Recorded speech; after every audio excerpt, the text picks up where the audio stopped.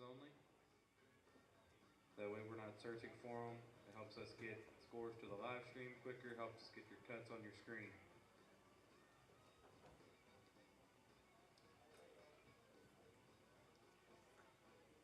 Your scorekeepers are here to correct any scoring errors, act as foul judges if necessary, help you fill out your recap sheets. Remember, it is the bowler's responsibility to verify that his or her recap is correct and has been initialed by an opponent in the appropriate space on your scorecard.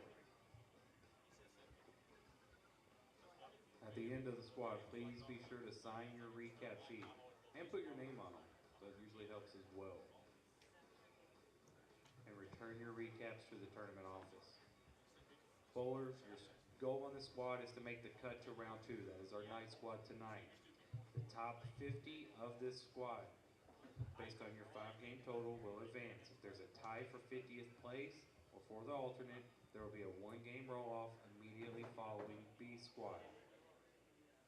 We ask that you extend your courtesy no more than 2 lanes on either side. 1 lane courtesy is acceptable. I would also like to remind everybody that we will have a re-entry squad immediately following B squad.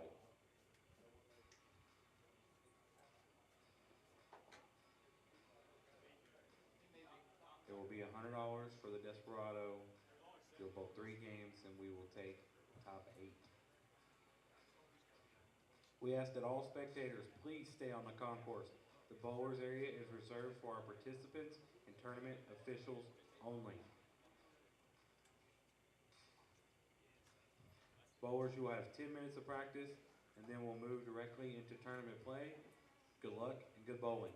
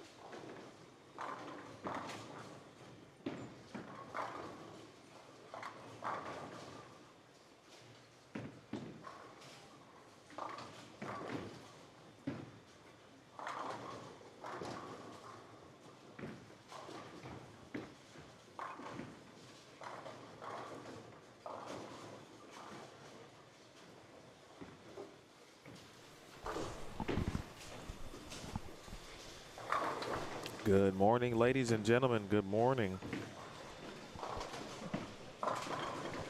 Bluegrass 300, I see. Good morning, Scooby. And to everyone else who is up early on this wonderful Saturday morning to officially kind of check in and watch the Bradley Open.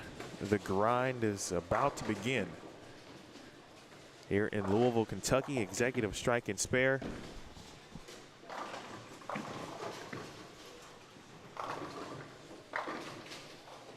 Emil Williams Jr. here with you as practice now officially complete.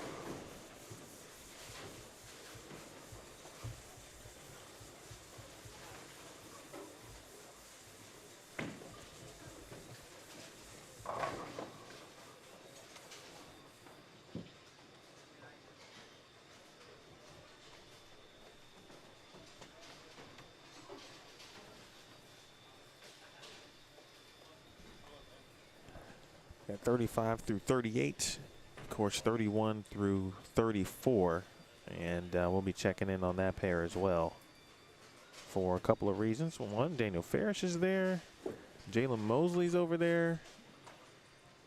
We saw Jalen, of course, last night, runner-up in the Classic Doubles with Chris Hester. That was won by Cameron Crowe and Jarrell Morris.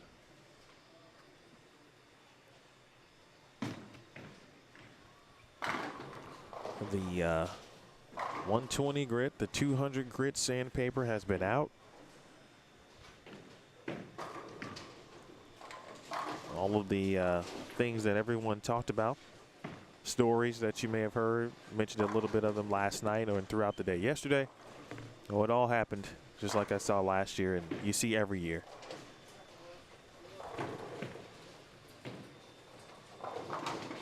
Forget the Aberlon pads, folks, that's not enough. But I did not see any roof shingles, at least of what I saw. There's Kim Bolaby, past champion of this event in 2020. Right before the things drastically changed for a good period of time, of course. We've got three former champions actually in this squad. Justin Knowles in 2017, and of course you've seen Justin recently on the U.S. Open show, the first of the two shows he was a part of and won several matches before falling to Kyle Troop.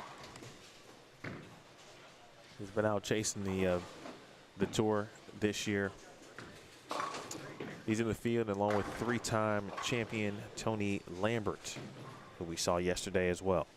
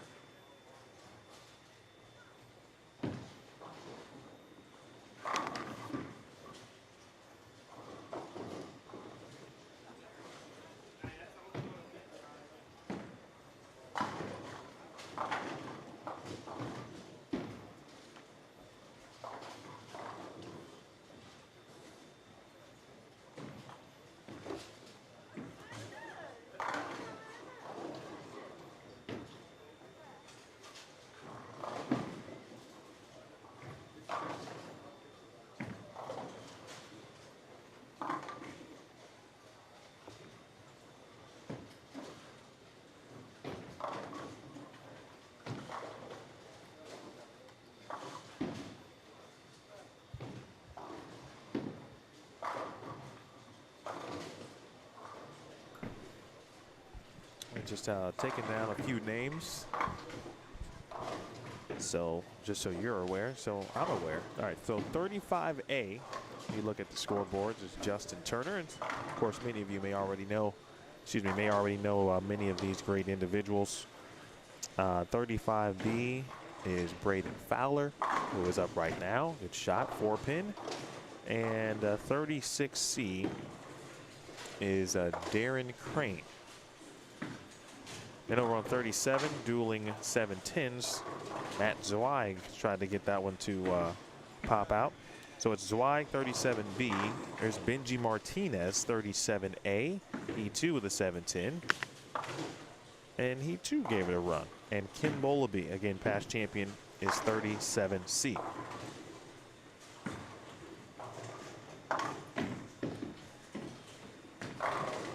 Good morning to, yes, the better Novak. Tracy Novak is watching this morning from just down the way in Louisville. I'm sure, hopefully, Steve makes a good run, and we will see Tracy. Cody, the simple answer to that is those details don't exist in a formal setting, meaning there's no graph. I'm sure there is, well, there might not be, but the Bradley just kind of does what it does, right? Jason just creates a pattern. He knows what he wants, puts something out there, tweaks it until he gets what he likes, and then that's what they bowl on. But it's probably a lot. It's definitely, from a length perspective, relatively long, and it always is typically.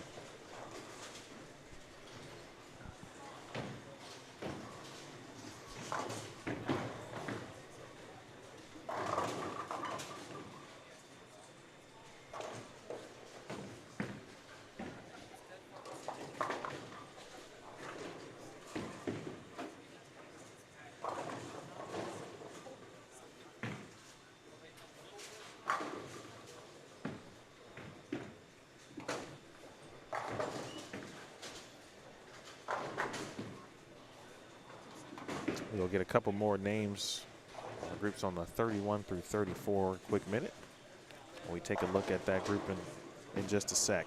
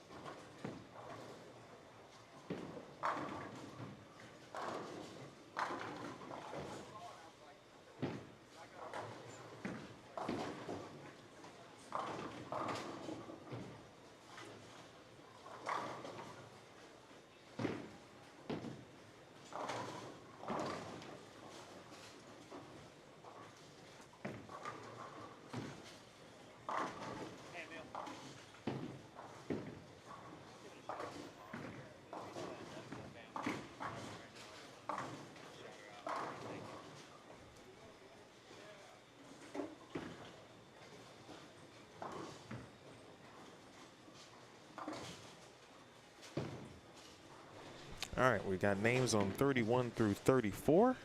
Looks to be 3 on a pair throughout, which is good for everybody. Just from that sense of there'll be some level of good pace. Although we might have a couple of people or a couple pairs with 2. Some folks just decided they just weren't going to go through with it this year. There's Matt Zweig. Speaking of Matt, I want to give a shout out to the Zweig family and Matt's mom. Family's been going through some things, so just want to say hello and hope all is well with the Zweig family.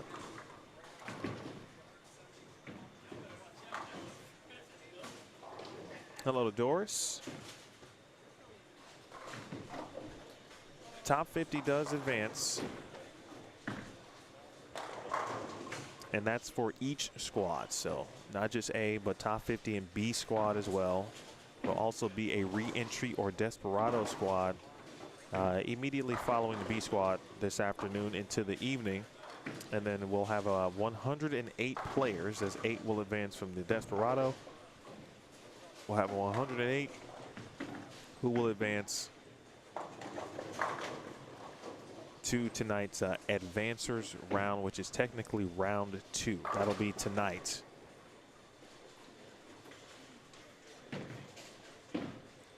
Then if my memory is correct, 40 will advance to the cashers round tomorrow. I'll double check that.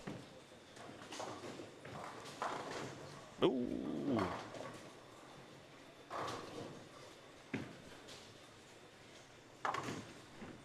All right, solid scores nonetheless. Daniel Ferris just picked up a washout to the left of your screen. Let's check in on that group. And first look at 31 through 34. So 31A, we've got Joe Price. 31B, Lance Morris. And Jalen Mosley is 32C. Then on 33 and 34, 33A is Corey Gilbert. 33B is Daniel Farish, and 34C is Jeremy Saccone.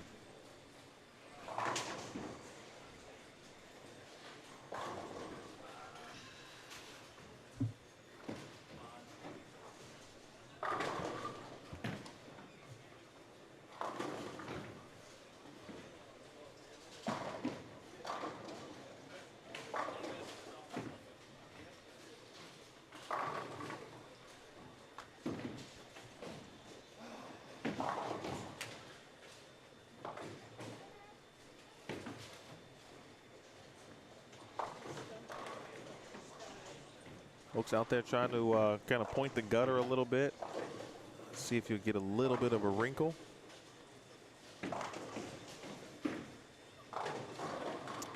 We mentioned, someone mentioned Kim Bolaby's look.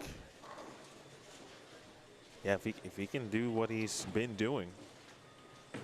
And again, if you're new to the Bradley and you're looking at these scores and you're saying, what is happening? Like, what's going on? It's supposed to be this way. This is intentional.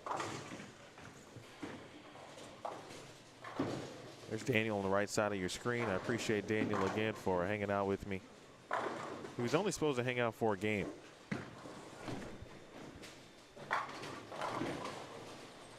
But it ended up being 2 games and a full match play bracket.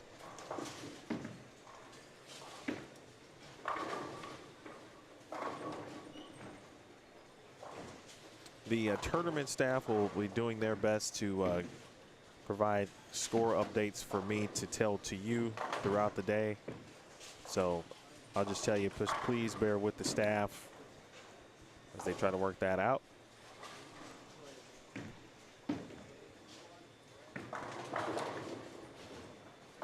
They got obviously a ton of things to do, a lot of scores to grab.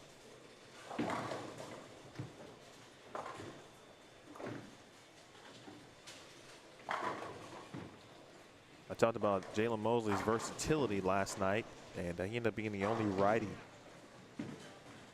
when we got to the round of 4. Watching him go essentially right to left. And then, of course, getting all the way in the 5th arrow, doing some loft, and now he's doing the exact opposite on this.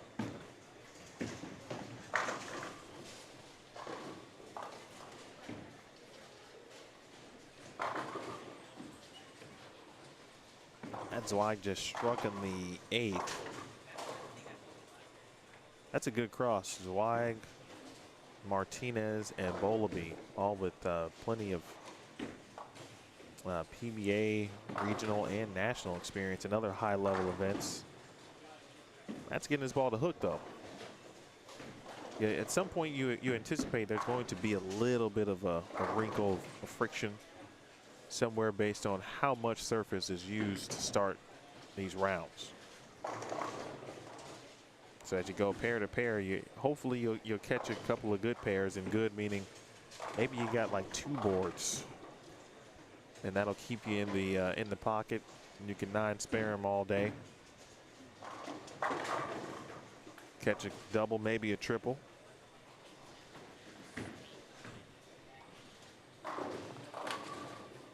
All right, Daniel will take that. Again, the goal is just to be in the top 50 of your squad. It's not the easiest thing in the world, but it's also not the top 8, for example. You're just trying to advance to the next round, and the scores won't carry over. You'll start anew this evening if you do advance. As the viewers continue to come on into the stream, we appreciate you tuning in this morning on Boldstream TV. My name is Emil Williams Jr. Please hit that or smash that thumbs up as you enter. If you haven't subscribed, I appreciate those who have. Had a nice little uptick in subscribers yesterday. Thank you very much. We are approaching 6K in the subscriber base. The goal is to get about 10,000 beforehand, before it's all said and done in 2023. Always high goals. On 10th frame, our groups, and a couple of 152s, one for Jalen Mosley. Benji Martinez got that look. Gilbert trying to figure something out late. Jeremy Ciccone can get in the 2-0s if he can spare here. All right, we might see our first 200 game. Quick back over quickly to Bowleby, watch his spare attempt. And so Kim Bowleby actually can have the high game potentially. Oh, no, I'm sorry. He needed to double there. He can get into the 190s. Or will be in the 190s, excuse me.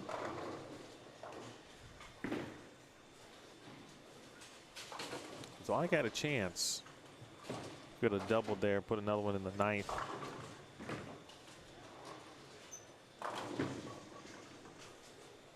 Ciccone did leave a 7-pin there. So the high game in this area, 203.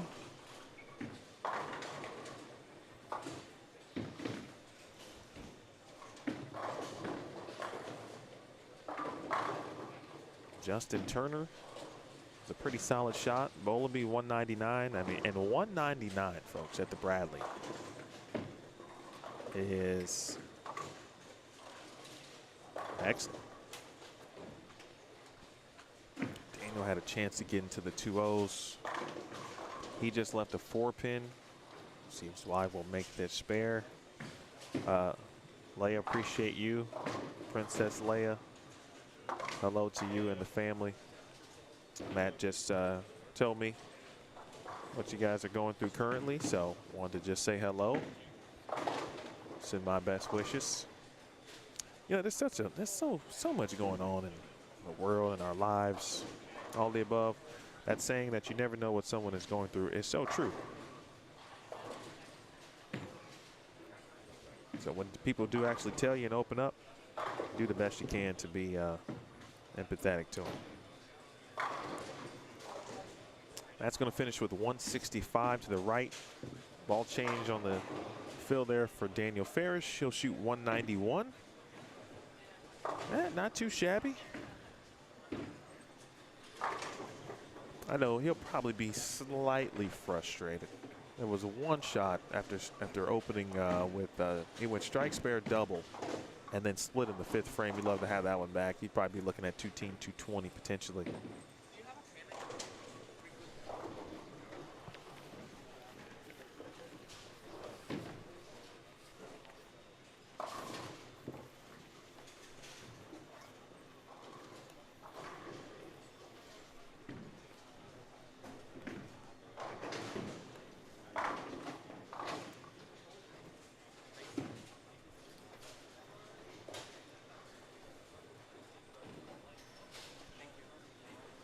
just like that, we're almost done with game one.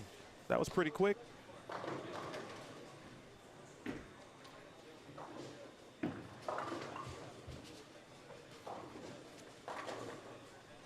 Chris, you know what? I think it's acceptable to some degree to slap out Brooklyn's here. I tell you what, though. Take a peek over to our right real quickly.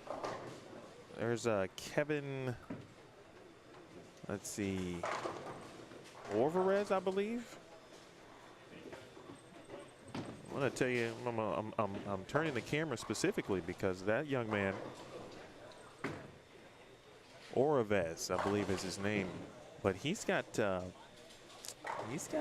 6 in a row. He's in the 250s already. He's going to be in the right side of your screen. Blue jersey. I would have to think. I do see a 220 possibility. Tony Lambert. Got to get a 3-time champion and the Louisville legend his due, certainly, right? You anticipate certain things like that from Tony. Jalen with an early miscue on the 10-pin.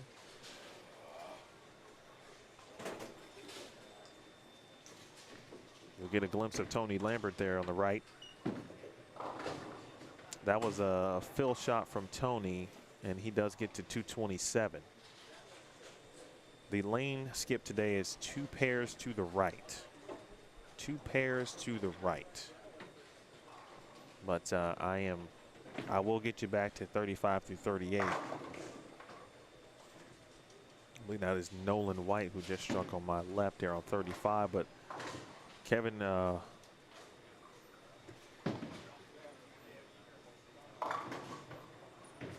right, I'm gonna say it's Oravex, maybe. Bench. We'll find out. His first name's Kevin, though. There's a C before that Z, so it's not Oravez. But I tell you what, if he strikes here, he's in the 260, so he knows what he's doing. We'll still take 250 plus.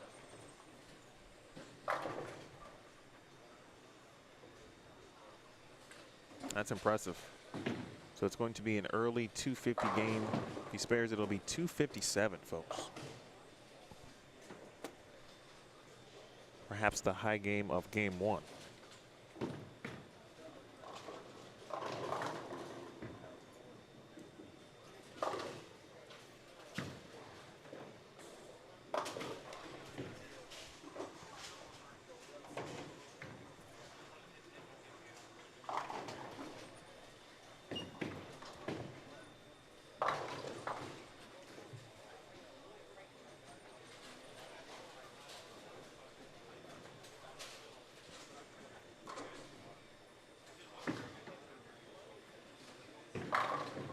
Jalen Mosley was not thrilled at all with that shot.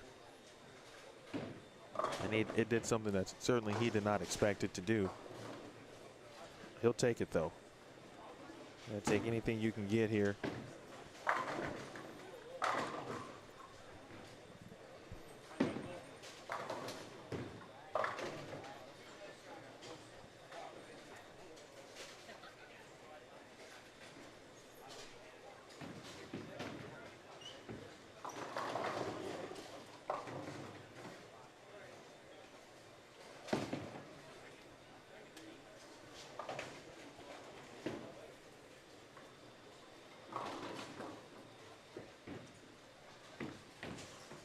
So we welcome in Lance Morris, again, Jalen Mosley, and Joe Price. We saw this group on 31 and 32 to start game one. This is game two.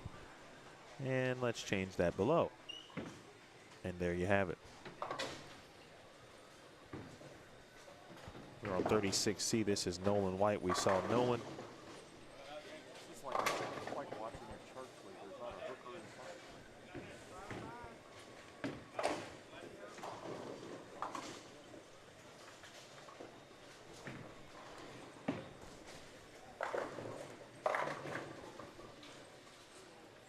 Brett Cooper.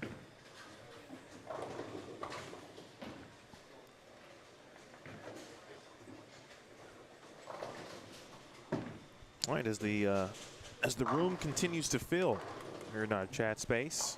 Again, appreciate everybody tuning in. Shout out to Gabe Alvarado.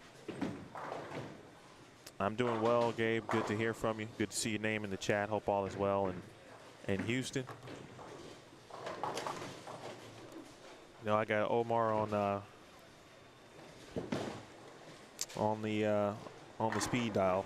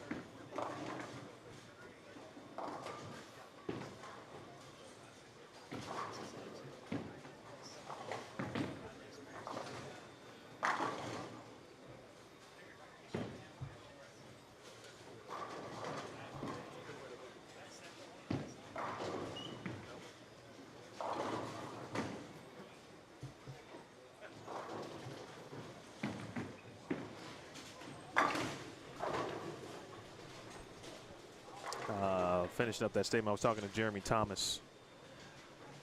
Again, if you're not following Jeremy Thomas, you should. Follow his Facebook page, Thomas Tournaments. He ran a contest last night. I don't know who won it. He may have forgotten about it. But it was a free entry to one of his events if you were to correctly guess or perhaps get close to guessing the top seeds qualifying total for last night's Classic Double Shootout. He's on 31 and 32. We'll check in on that group. In fact, both pairs, 31 and 32 right now, and 33 and 34, have 2 on a pair, so that could be intriguing. Also just learned that looks like the lane skips might change perhaps every game. So two pair here, at least game 1, and then Jeremy just said he's going to be on 39 next, which would be obviously skipping 3 pairs. So we'll find that out as also.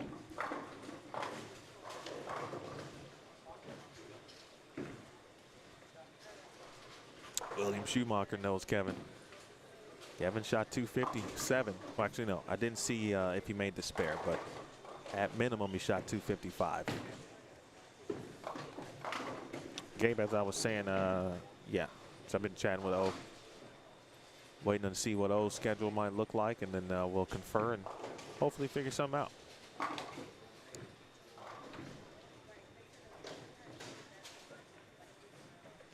Jeff and JP, Jennifer Parisi. JP, you're up early now. You're no longer on the Eastern time zone, so appreciate you getting up early today. Anthony, that's a great question. You know what? I will ask that right now. Tournament director Jason Utchwald.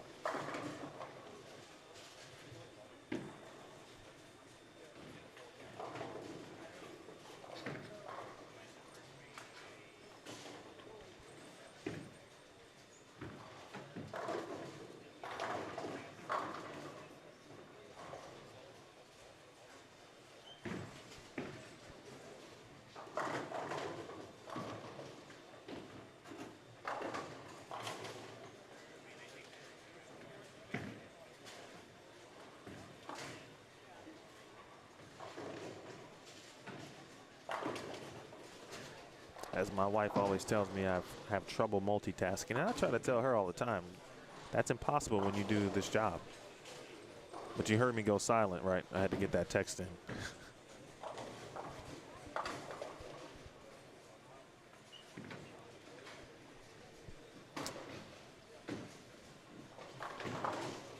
Thank you for joining us, Kiwi's World, or Kiwi's World. And thank you for thanking me. I appreciate it. Oh, JP got notifications. See, she's doing it right, folks. Subscribe and turn on the notifications. So I can wake you out of your sleep when I'm live at early hours in the morning, you're probably not up yet on the West Coast. Good shot there. Lance Morris is, yeah, he hadn't been too bad, too, in game one. He had a chance to get into the 2-0s late. I mean, you'd like to be in the 2-0s pretty early, but I think if you get a chance to be in the 2-0s with 2 frames to go, I think that's a great position to be in. Now, obviously, you've got to then put in the work to make that happen late, and you don't want to do it for, for all 5 games, but I think you probably should have that type of mindset at this tournament. If I can give myself a chance to get to 2-0 with 2 frames left, I might be winning. Maybe not winning at the moment, but that's a win as a player.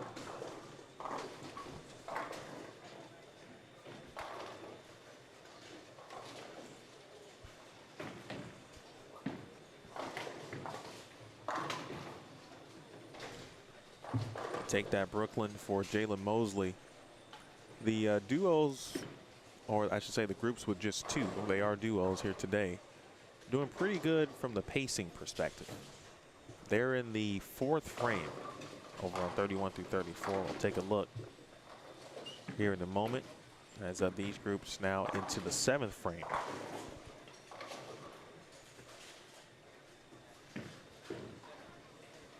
Kevin, if you joined us, well, you did join us yesterday. Yesterday was on the modified house pattern. Today is on the, for the rest of the tournament, is on the, essentially the official Bradley Open pattern, which is not released. It's, there's no formal numbers to crunch on a graph. It's just, let's put some oil out.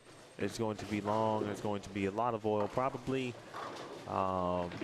Bowlers are going to put a lot of surface, try to create a little area as best as they can, keep it online, make a spare. That's kind of the pattern. That was a pretty good example of it right there. Lance Morris's ball got to a spot down lane where normally you would see that hook. It was almost as if, like the track of the lane wanted to take it, and then the lane condition said no. You cannot have it. Very tough, Kevin. Very, very tough. This is, I know we've got bowlers who bowl a lot of stuff, both professionally, not professionally, etc. But I'd have to imagine that even for, Jalen Mosley, Justin Knowles, maybe outside of the U.S. Open for Justin Knowles, would be a good question if I get a chance to ask him. Is this the hardest tournament that he typically bowls during the year? All right. I have to imagine that the Bradley probably, unless people bowl the New Mexico Open, which has a very similar level of difficulty, I don't know that there's too many events out there that give this type of challenge. And then you also got to figure out or configure, the challenge of, or not the challenge, excuse me, the check that's being guaranteed here, $12,500. A lot of money.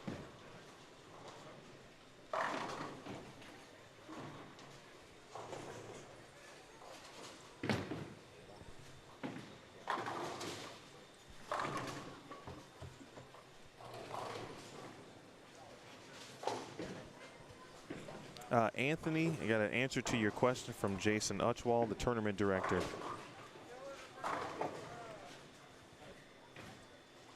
He said that he's already accepting entries for next year. So feel free to message the tournament on Facebook. They do have a Bradley Open Facebook page. It's called Bradley Open Bowling Tournament. And or you can email the tournament at bradleyopen@gmail.com. So let me type that in to get your early entry.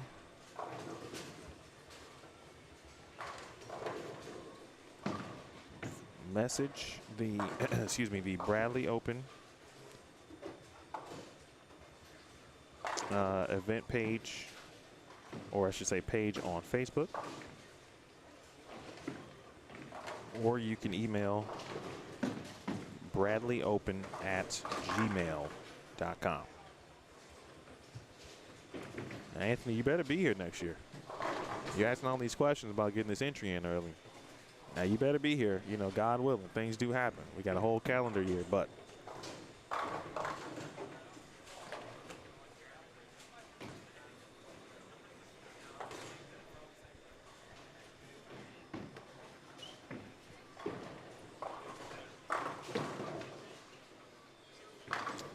I like how you just phrased that, Mr. Hill. And listen, there is skill still involved, but if you feel like you maybe struggle on this type of pattern, or, you know, maybe short's not your thing, maybe even the long pattern's not your thing, right? But on this, you're really just trying to hit the head pin consistently and make it spare. And you'll be like Nolan White at some point, catch a double, maybe a triple, and find yourself in a situation that could lead you to big things.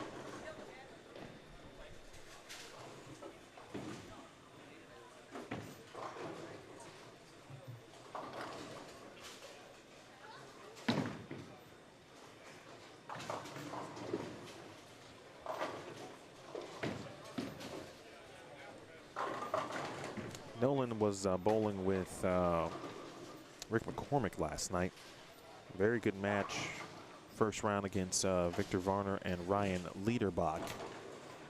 I do want to check in on, let's do that now actually. Let's check in on Justin Knowles. We got Jeremy Thomas. That's Jeremy Thomas. He wants you to go bowl his tournament, so go bowl them. Hopefully Jeremy and I too can work something out. We've been chatting and figuring out a way to perhaps stream one of his events in the future.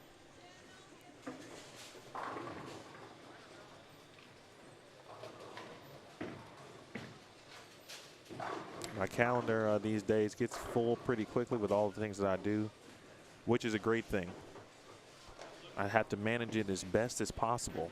By the way, man, every time I look up, I was just about to tell you that Daniel Farish had strike, spare, 3-bagger. Last night we talked about how he would probably leave a 5-7 at some point during the day. Of course, Darrell Morris left a 5-7-10. That's going to be up at some point. I might save it for a little bit next week. But Daniel just left a 5-7 on a 3-bagger. It's on the far right of your screen, and he made it.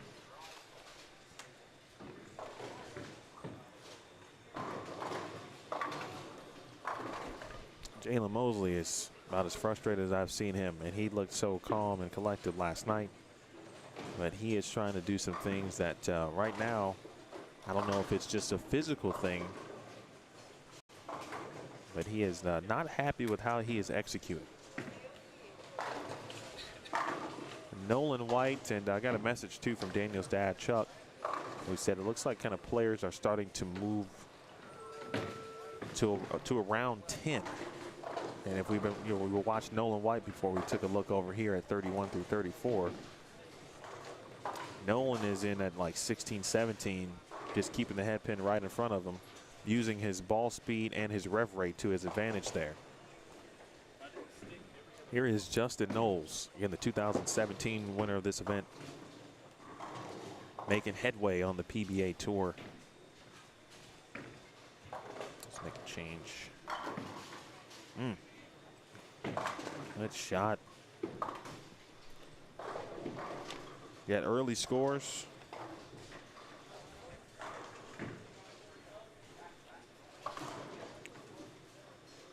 The 257 game was the high game. I've got game 1 scores thanks to our tournament staff.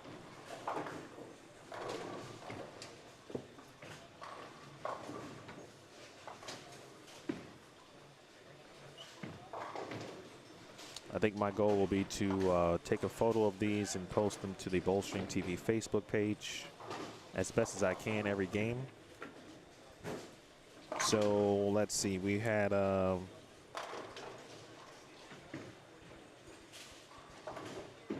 15 scores of 200 or better.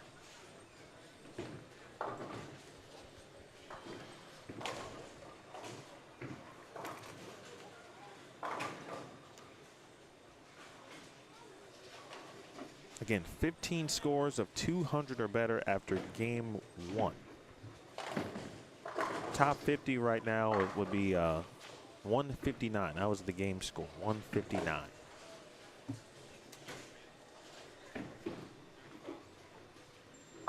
Jeremy Thomas shot 720 in doubles, 690 I think in singles, he said yesterday.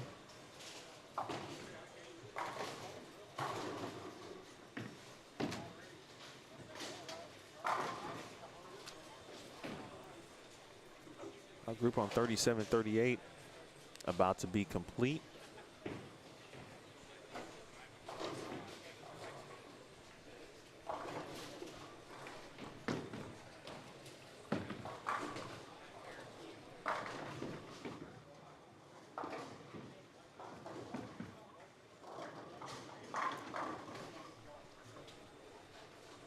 Nolan White finished with 212, folks. Nolan finishes with 212.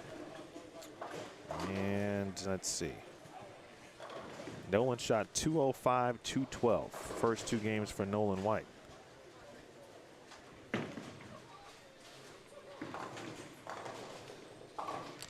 You know, I'll put this on my bucket list too. Maybe not long after I'm not streaming, but maybe I'll find somebody else. But bowling this tournament does seem like, if you like challenges, this is for you.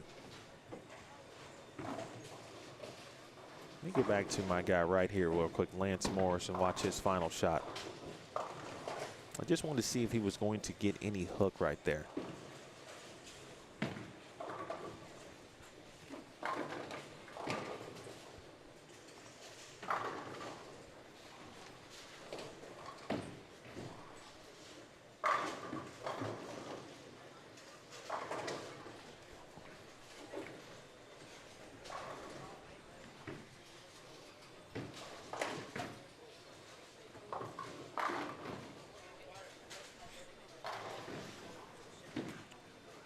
We can get some updated names.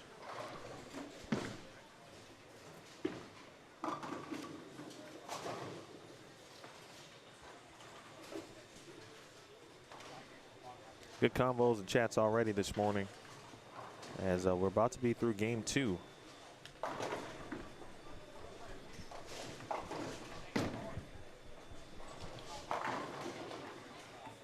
Anthony M.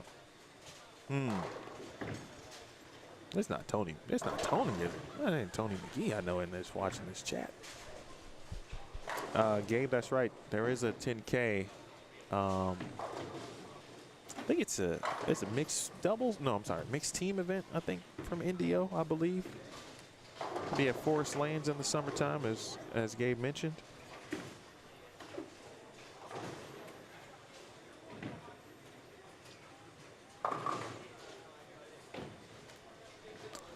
Gabe, I just saw your comment. You saw Matt hitting his ball with 180 grit. That is true. He went to the store and intentionally bought those types of grits, actual sandpaper. It is a, for all intents and purposes, yeah, it's a flood.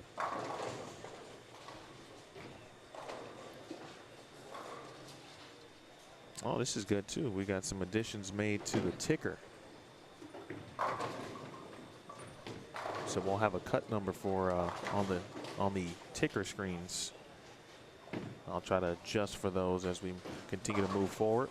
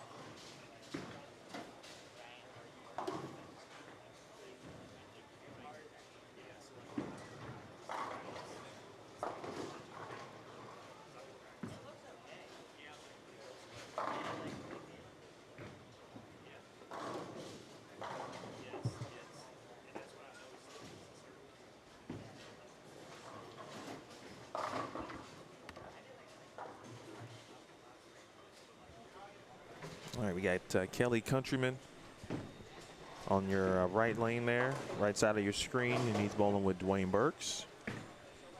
And so we've reached that point.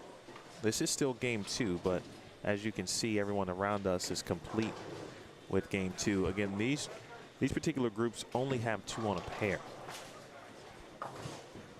But I think they might be the only ones with 2 on a pair.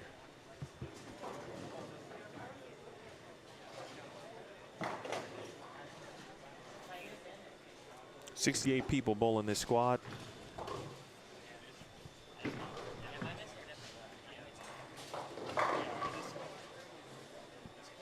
Daniel just shot 192.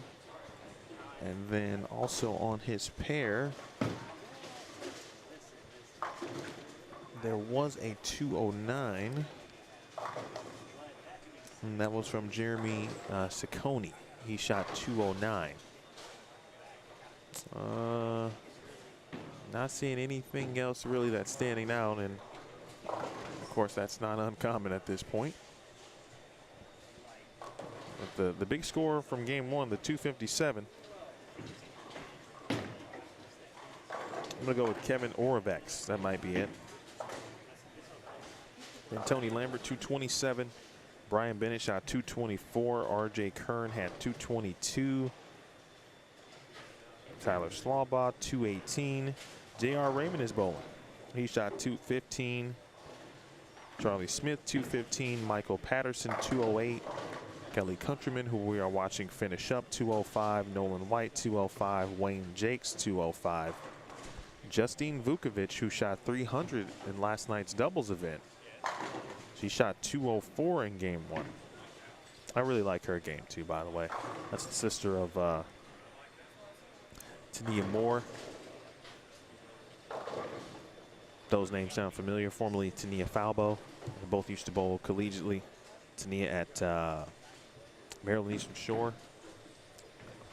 Justine started at Central Missouri and then transferred, and that school for some reason is just leaving me.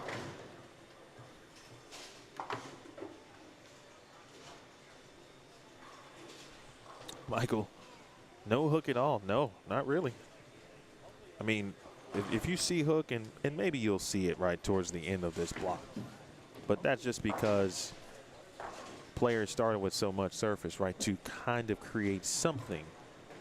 And then obviously, you know, no matter what happens, you know, more balls go down the lane. At some point, there'll be a little bit of a spot, especially considering what they already began with. So, but that's few and far between. That's wishing for that kind of stuff.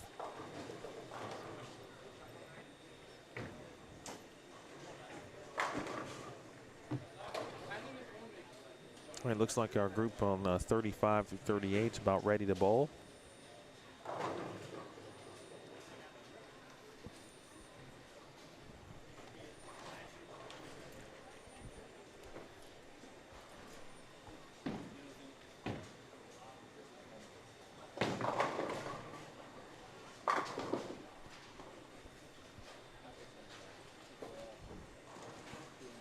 Dwayne Banks finishes things out. We'll have Courtney Burks, Blake Hissel,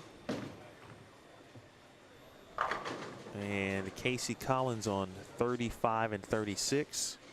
Squad B squad is scheduled to begin at 12:30 p.m. B squad scheduled to begin at 12:30 p.m. Oh my. That is that's not what you want to see on 35 from Blake Hissel, and let's take you there to see it. Yeah, the Bradley Open is tough enough, and now he's got to deal with a 1-4. He missed the head pin, but it was a weird reaction, right? It was almost like he hit it so hard that the 2-pin removed itself, but he makes the spare.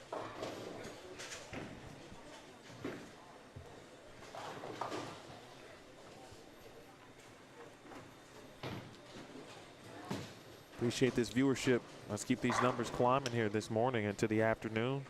I'm going to be here, and we'll be here all day long today, folks. Literally all day. This is like that 14-hour day. So lots of water, the occasional snack, and I'm here for you. This afternoon, there'll be more opportunities for some guests. I saw maybe 5 or 6 200 games. I've seen about 12 to 15 200 games. Good note from Mr. Chuck Farish, who is watching his son Daniel. Looks like the scores are starting to improve in game 2. He said he saw about 5 himself, and we just read off the number of 200 games, so there were 15 total. And he personally saw about 10 or 15 himself this game. So that number should be increasing. That's got a good chance there, Blake. That's how you draw it up right there.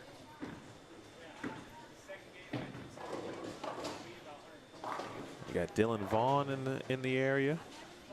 You got Brett Shepard now on 31 and 32.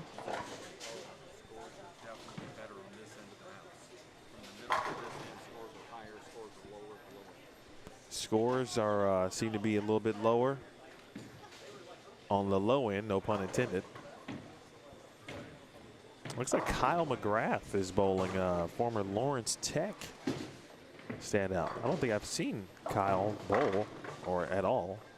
Got a 9-pin there that goes down on 38 since his runner-up finish with the squad in 2019.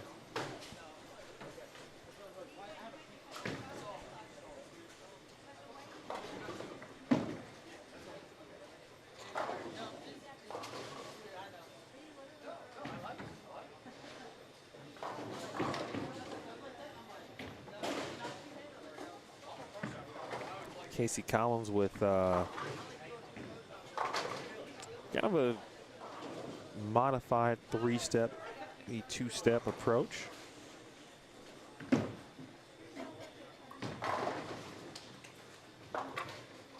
There's Cody Shoemaker on 37. Now we are officially in game 3. Big thanks to all of the sponsors of the Bradley Open: QubicaAMF and Motiv, Classic Products, Creating the Difference, High Five Gear, and 7 Leaf.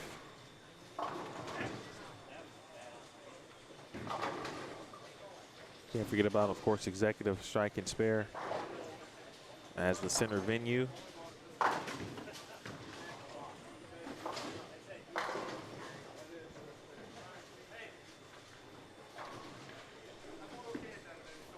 I'm sure we've got some folks bowling B squad who are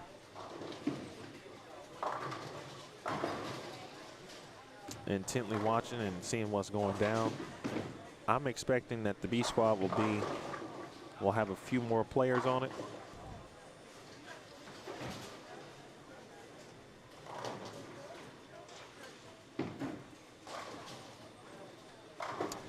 Jeff M, by the way, I know you said hello.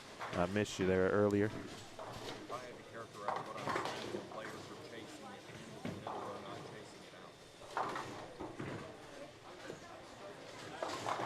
Another nugget of information. Appreciate Chuck. If he could categorize what he's seeing, a couple of early opens here for Brandon Biondo. But players look to be chasing it inward. Certainly not out.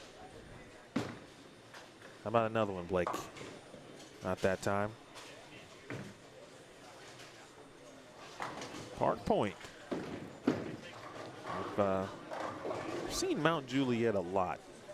I feel like it's a common hometown for some players just across the country in various events. Good shot there by Burks.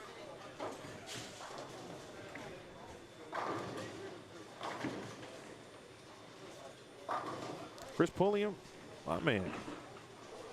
Scott, oh, Scott Camp. That's disappointing, Scott. Although you left us with a classic highlight that will live on in Bradley and Bowlstream TV lore.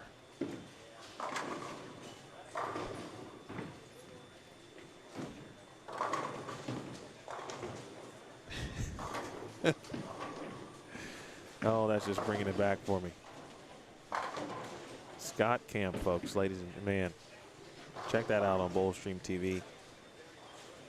He went. He hit 2 gutters with 1 shot. It's a fantastic piece of footage. Hope to see you next year or somewhere down the road there, Scott. Hope all is well with you.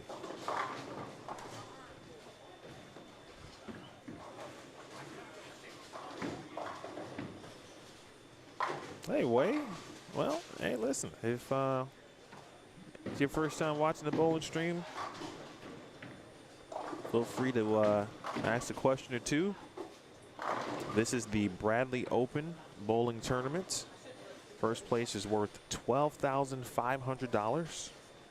It is essentially a 2-day event, but we started on Friday with 2 side events, a singles event and a doubles event, to get people upbeat and prepared for what they were going to be dealing with for the next 2 days. It's a very difficult lane condition or oil pattern. So if you don't see a ton of strikes and you don't watch bowling a lot, I don't want you to get the wrong idea. These players can bowl, but they're just bowling on something that's very challenging.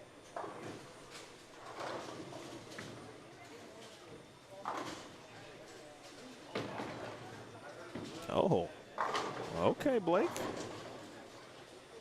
Blake. A little Mr. Garvey there for Blake. Blake looks like he wants to go to war, not with Mr. Garvey, but with the gutter cap.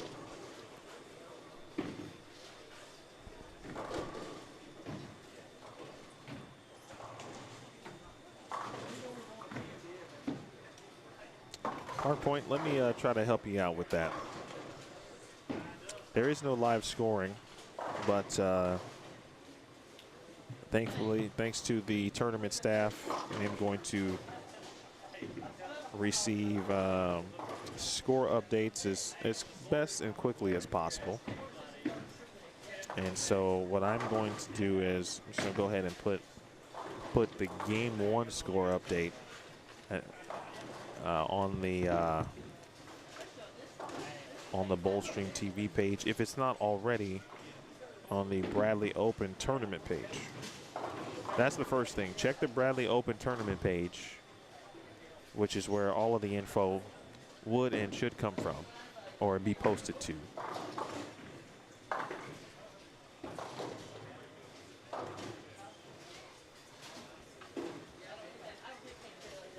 I'm going to double check it now.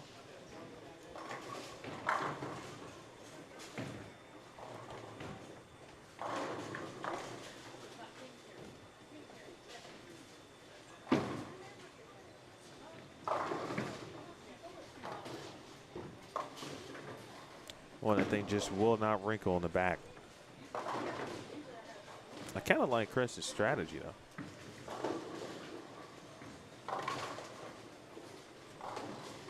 Maybe some a little stronger, maybe, just so we can read a little bit earlier.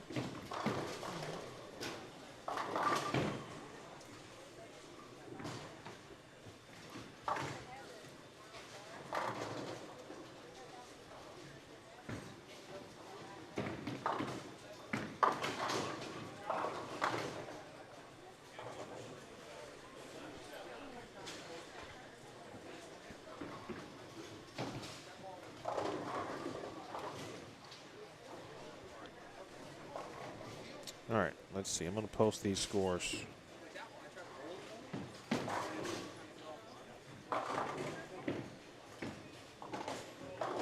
After game 1. Don't mind me writing in Nolan White's score in game 2. That will be a part of that. I'll let you know when it's posted.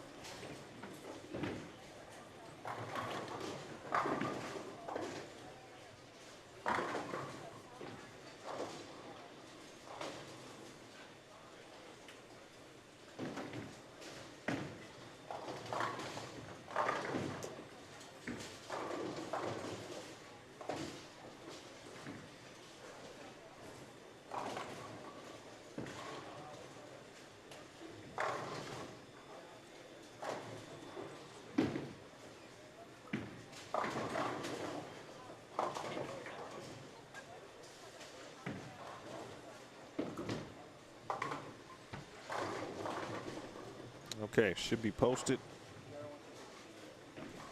Or I should say it's posting. And now it has posted. Fullstream TV, Facebook page, Game 1 scores, A squad. You can go check those out.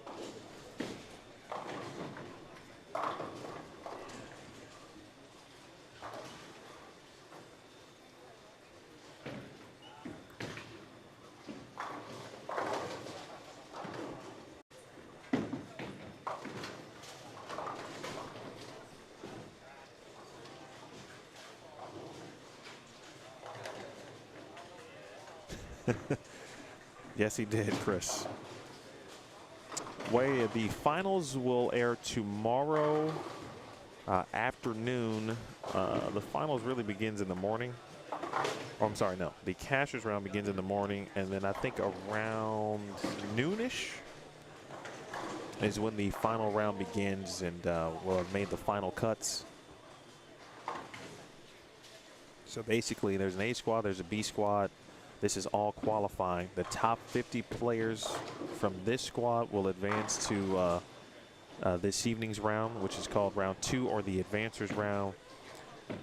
Then we'll have a B squad at 12:30 p.m. Top 50 players from that squad will advance to tonight.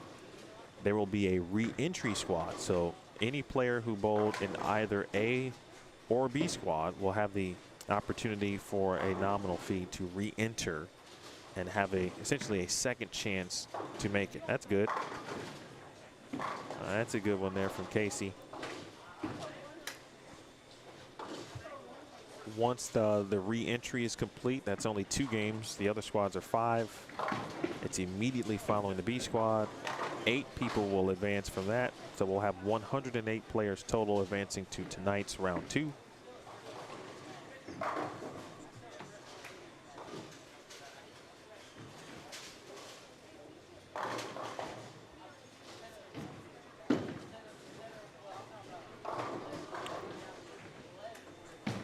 And then continuing on with the rest of the format, or the rest of the tournament, I should say. Talked about re-entry again tonight. They will bowl 6 more games tonight. Those 108 bowlers will have 40 players advance to the cashers round in the morning. That will take place at 9 a.m. Eastern. They'll bowl 6 games in the morning.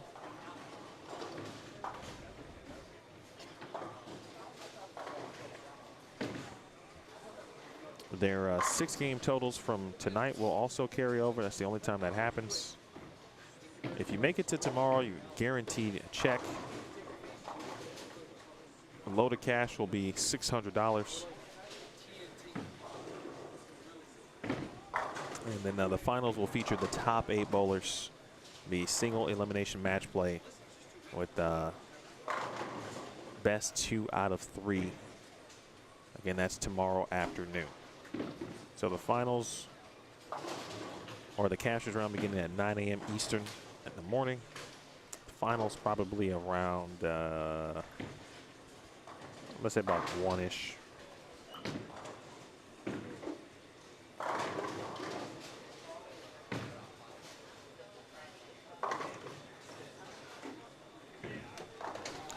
Brad Riggs. Let's see if I see Brad Riggs.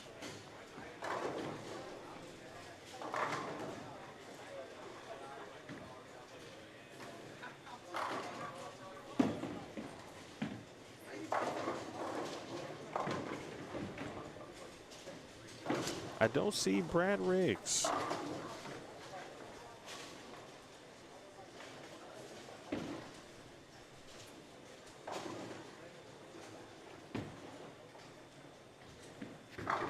I did see Josh Lewis this morning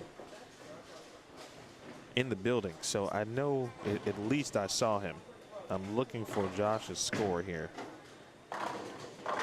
As Josh asked, did I actually go home and leave the building last night? Josh shot 198 in game 1.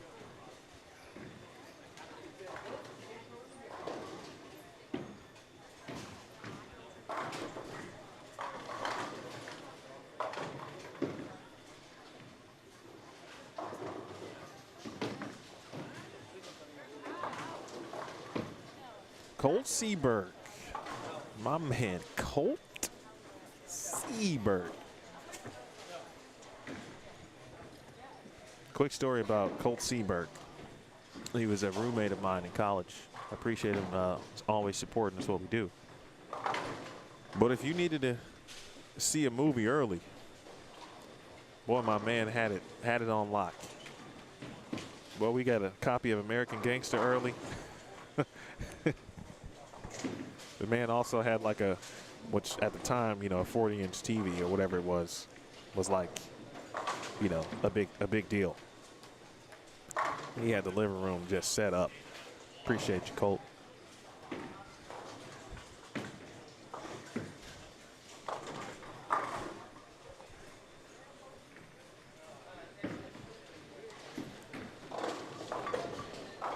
We'll check in on 31 through 34 here in a minute. These are some really good players too on across these lanes. You know, Brandon Biondo has won a lot of things in his young career. A great family lineage. Justin Knowles moved over to 39 and 40 after struggling in game 2. He went front 4 open, 3-bagger, 9 spare. Far right of your screen, that's his bowling ball going down the lane. And he's going to be in at least the 230s.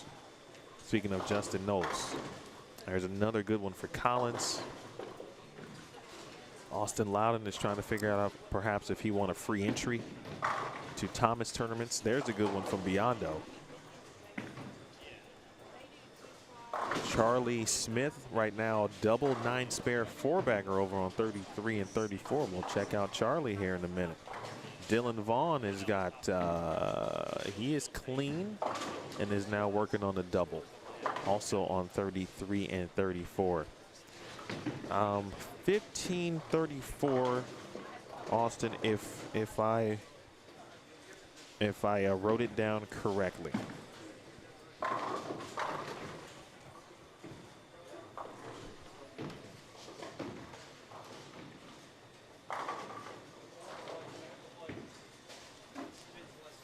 Indeed, nice job by Courtney Burks too, especially on this.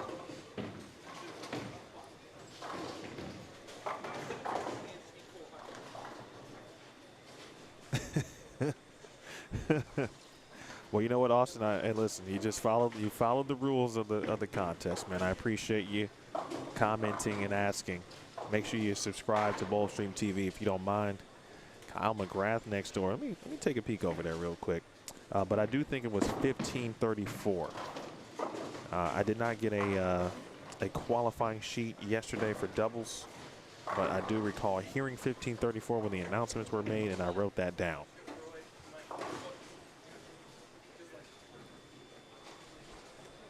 $15.22 still wasn't a bad choice though.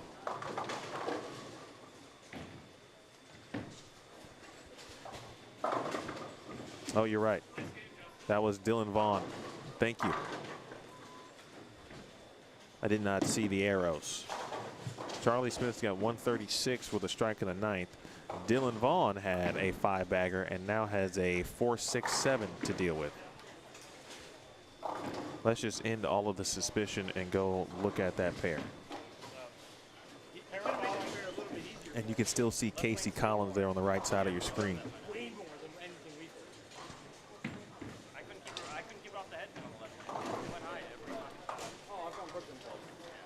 Got a new score update.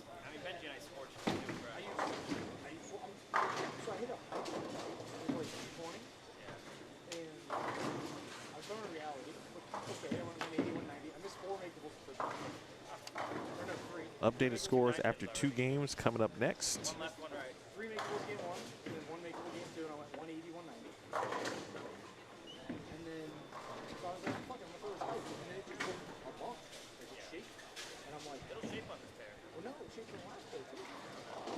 I learned yesterday during the doubles event. I think, did he bowl singles? I don't remember if Dylan bowled singles. I think he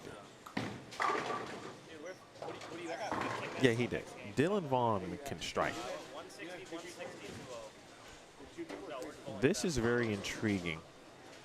I'm going to see if Kyle McGrath Well, I don't think we're going to catch Brandon Biondo in time. But Biondo, watch, see where he is? He just pointed left there. He was lining up like he was about to toss one just up the gutter.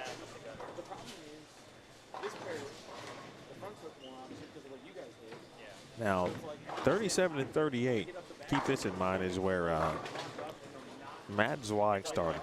And my guy had about 180 grit on that, on a couple bowling balls, maybe some 220.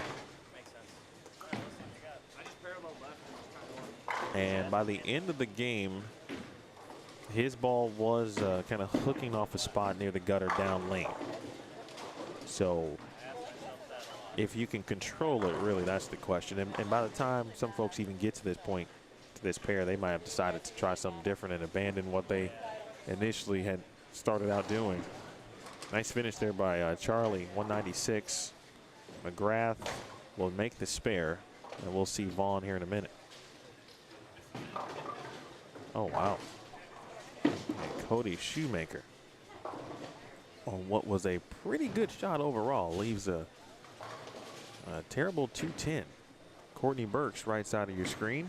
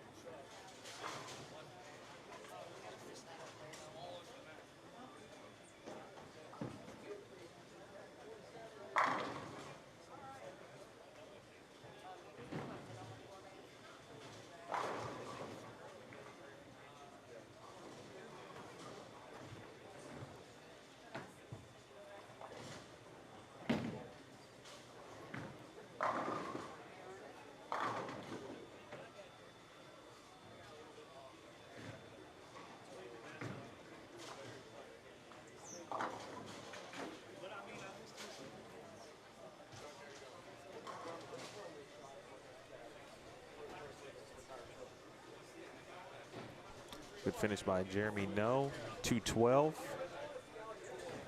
See Brett Shepard, one of Louisville's own. Brandon Biondo, a huge double.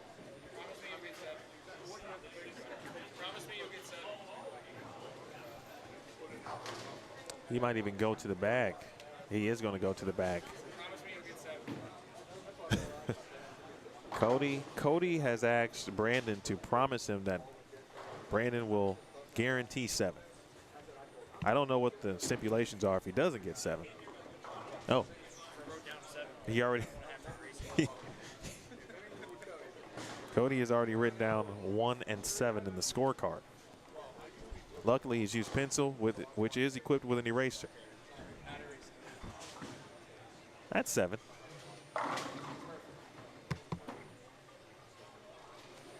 $172 for Biondo.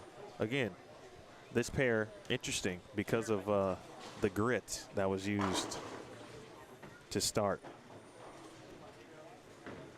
All right, back to 31 and 32 as they finish up Terrence Bright.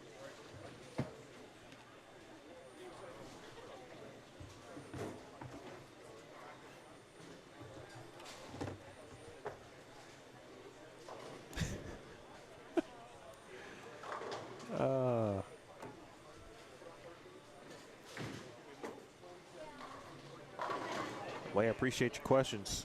There are some good folks in this chat. And as mentioned, 180, you know, depending on your average, may or may not be good. If you're a 180 bowler, sure. Most of these players bowling on, you know, quote unquote normal conditions probably average between 210 and 230, more than likely. Good shot there by Mr. Bright.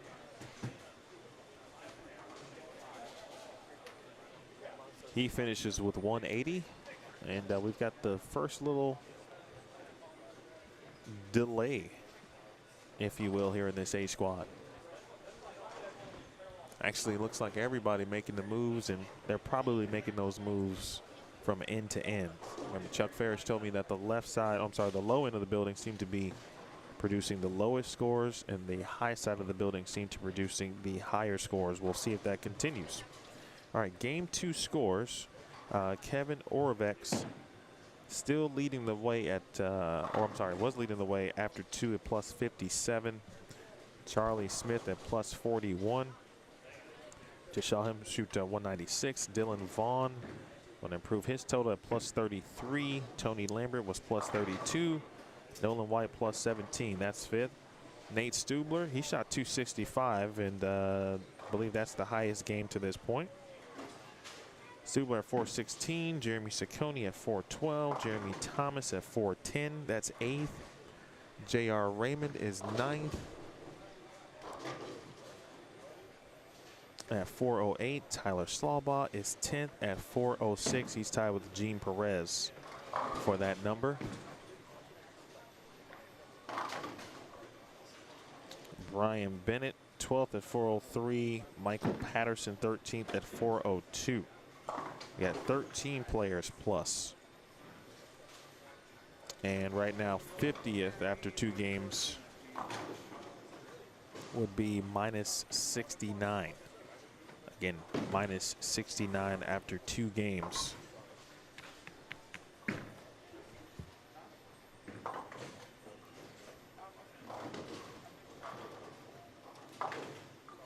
Let me post those scores onto the Bowlstream TV Facebook page. Make sure you follow and like that page as well. If you're on Twitter, follow that page also.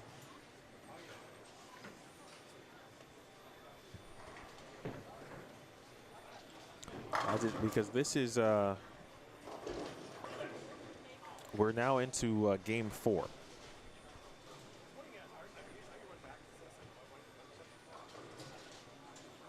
They're bowling 5 games total on the squad. So this is game 4. It's gone by relatively quickly.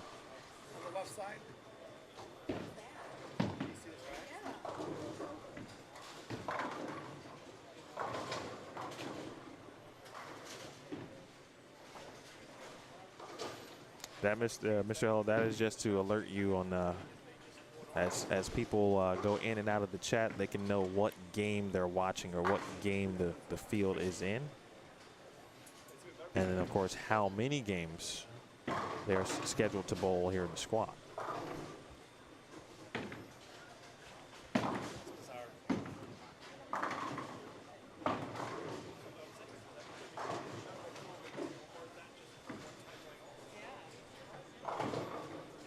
J.R. Raymond got himself and put together a very nice YouTube channel. Oh, that ball did not wrinkle.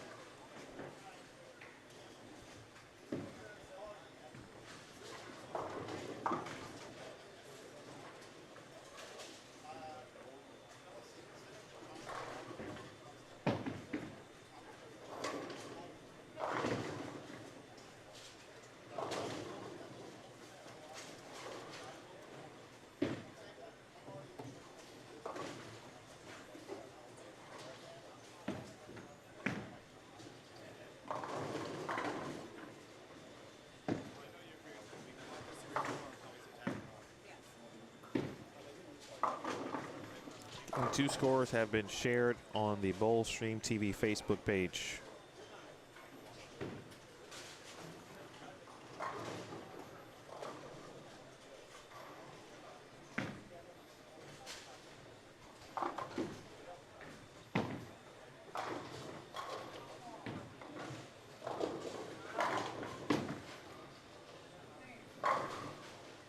Coach Box is in the building. What's up, Coach? Jerry Mars is watching from somewhere, intently, ready to bowl. Let me check his. Let me check to see if he's even on this squad. I don't think I've seen him today. He might be down there on the low end, just saying hello.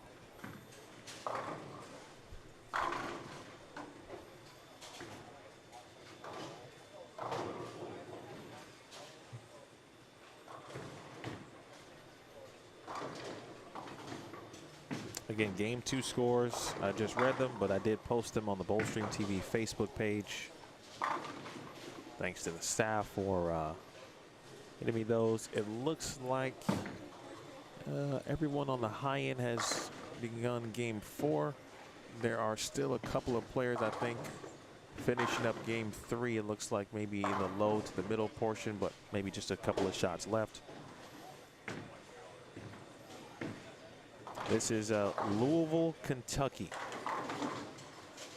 And I learned a long time ago from my friend Daniel how to correctly pronounce Louisville. But Executive Strike and Spare in Louisville, Kentucky. That's the site here. Historically, and talking to a lot of great people, many of whom let us know in the chat about some of this history. Like Bluegrass, for example, Bluegrass 300. A great resource, by the way. Got questions not only just about bowling, but certainly what's going down in Kentucky. A bowling savant, I would call Bluegrass. But yeah, this term was also held a long time ago. Well, not a long time ago, I guess, but. And in Lexington at Eastland. And then I learned it was at Kinbowl not too long ago. And it's been at Executive for, I think, a few years at this point now.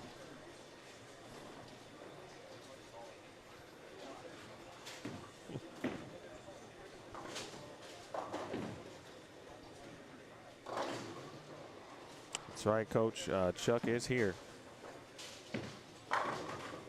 Daniel is bowling this squad. Chuck has been certainly watching intently and also watching the other action and updating me on some things that I can't see.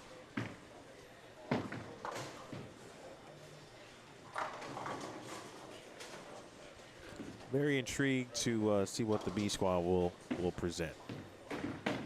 There's a few more players. There will be a few more players with, I would say, advanced skill levels. So watching perhaps how the lanes will transition earlier, it's still going to be difficult no matter what.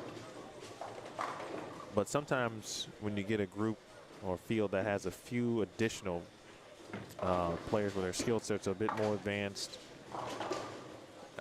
the strategy might be a little bit smarter, perhaps. We'll find out.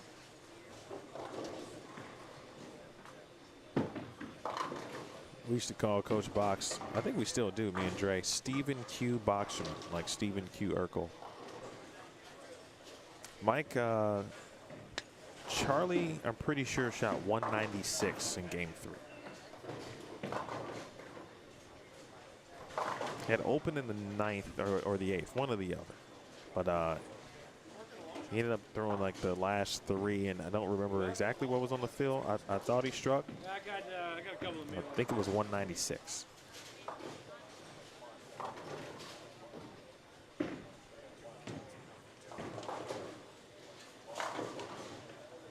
That's right, John. It's never too early to smash that thumbs up. Yeah, 265 for Nate Stubler, Bluegrass. That is that's the high game through 2. Kevin Orvex 257 in game 1, the high in game 1.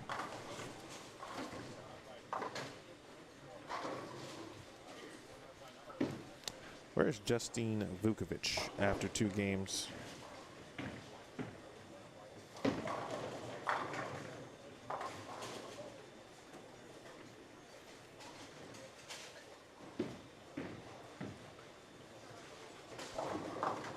She is minus 26. I'm sorry, 36. 204, 160 for Justine. Again, top 50 advance from each squad. There will be a re-entry or Desperado squad immediately following Squad B. There will be a 2-game sprint and 8 players will advance.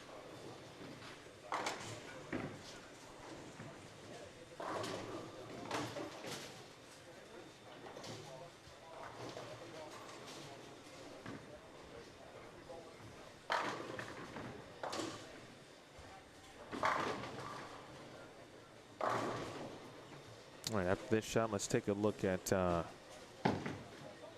Raymond, who just struck not too long ago.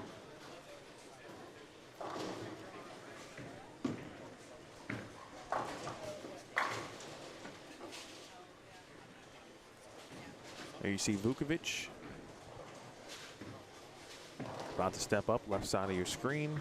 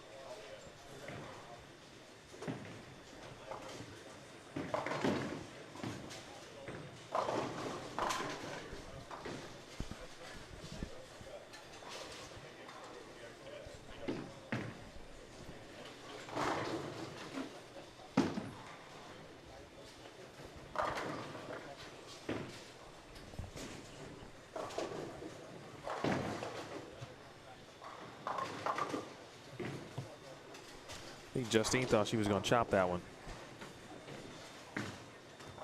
That's a little loud, probably. Sorry about that.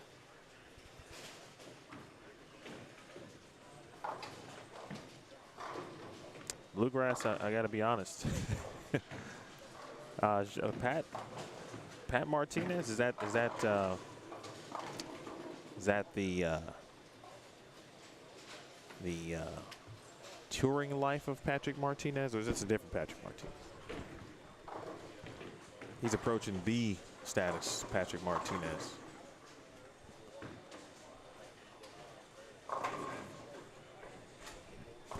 But Bluegrass, as you know, a squad ending early is anyone who covers a bowling tournament's dream.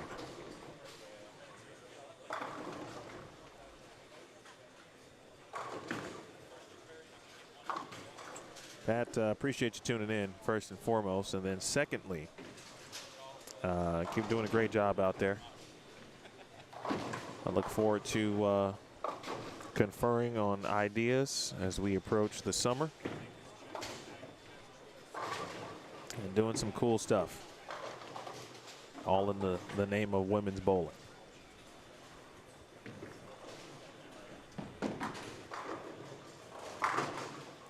Stu, I've posted scores on the Bowlstream TV Facebook page. There are scores updated after 2 games at this point. They are posted again on the Bowlstream TV Facebook page. As the scores are handed to me, I just take a photo and post them there. That seems to just be the easiest way to do it to help you guys out.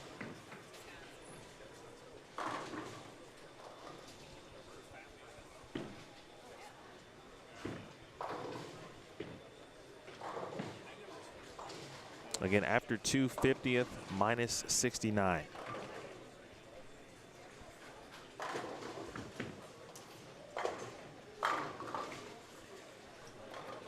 It is giving that impression, Stu. I can tell you, as you would anticipate and know, there were some equipment with 120, or I'm sorry, 180, 220 grit. I didn't see any roof shingles, as many mentioned yesterday, but definitely can confirm 180, 220. A lot of it actually on 37 and 38.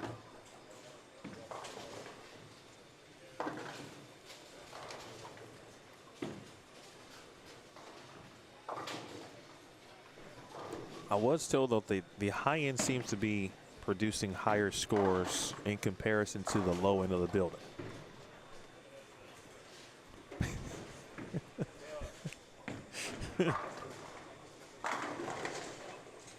We had a screen conversation. In fact, someone asked in the chat yesterday, what does screening a ball mean?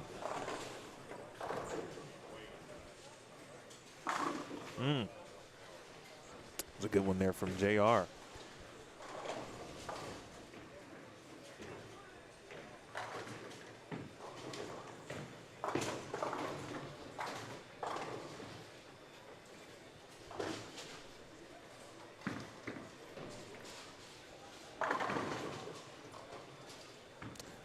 I'd be watching out for Justine Vukovic, because she's not going to do anything that's really going to get her in trouble, which is what you'd want to do on this. Just keeping the ball in front of her, on line to the head pin. She left a 5-7, made it in the 4th frame. You might leave the occasional 5-7. It's part of the Bradley experience. It's like they put it on the brochure. You want an excursion? Now we'll give you this 5-7.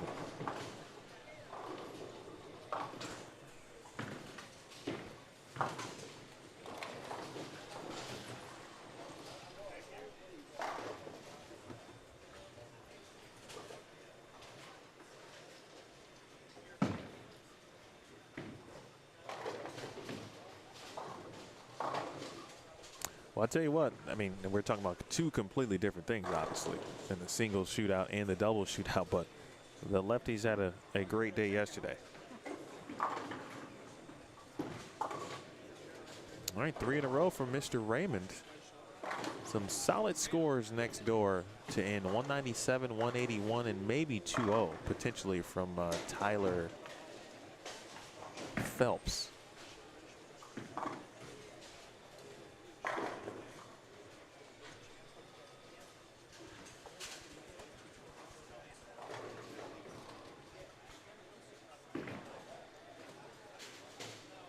Stu, are you bowling? You didn't make the trip, did you? I know many did. Have you returned to the wonderful state of Texas?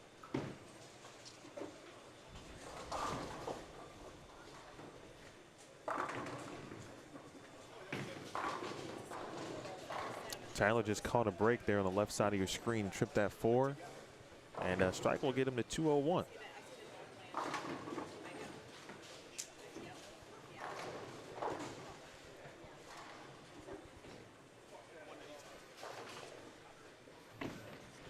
Good for you, Stu.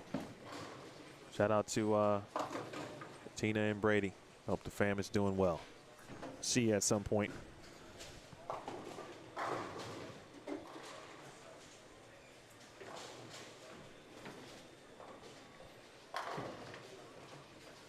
Hook. I mean, you really got to be slow rolling it. And some players, and some is probably being given too much credit. Maybe like a couple have been able to kind of slow roll the gutter today. We've got game 3 scores. They're coming fast and the-furious, just like Vin Diesel. If you're into the Fast and the Furious franchise, did I see recently we're gonna have 10 movies? Is that right?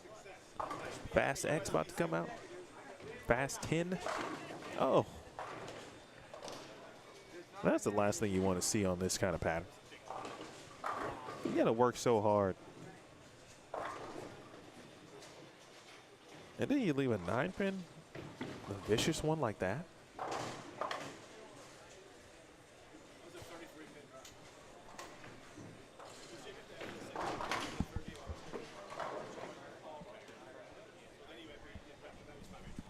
RJ Kern out here putting in some work too.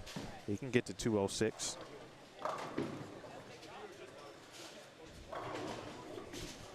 Dylan Vaughn has moved to the top spot, folks, after 3 games. He's at plus 76. Kevin Orvex now at plus 61. That is second. Charlie Smith is third at plus 37.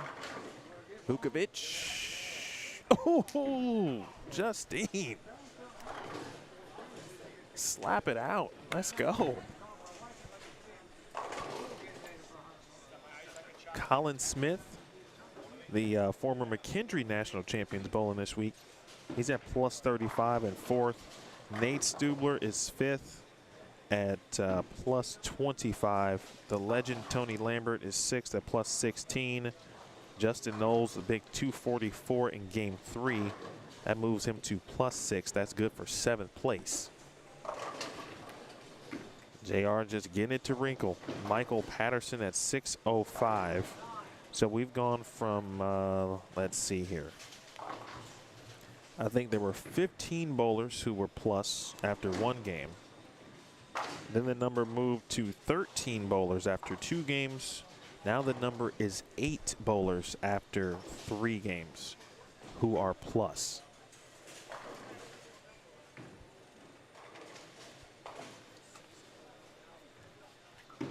(15, 13, 8). I think that was that shot right there was like a good example of the Bradley. And what I mean by that is I thought JR threw that one pretty well. And you saw it, I saw it catch really early, right? It started to hook really early. I will be posting game 3 scores in 1 moment on the Bowlstream TV Facebook page. Oh, Charlie Smith is senior. I was pretty impressed with Robbie Oakleaf. I learned he was the player of the year in the state of Kentucky, high school.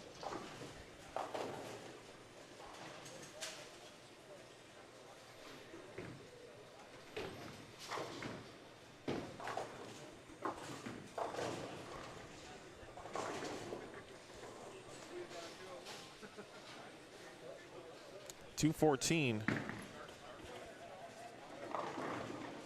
for I got to give my guy some credit. Steve Barron shot .214 next door on 37 and 38. 192, 182. And now Vukovic.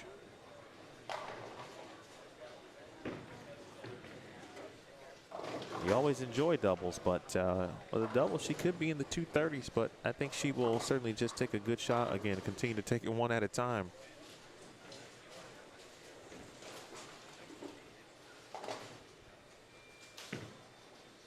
I've got to hook a ton. No. All right, just make the spare.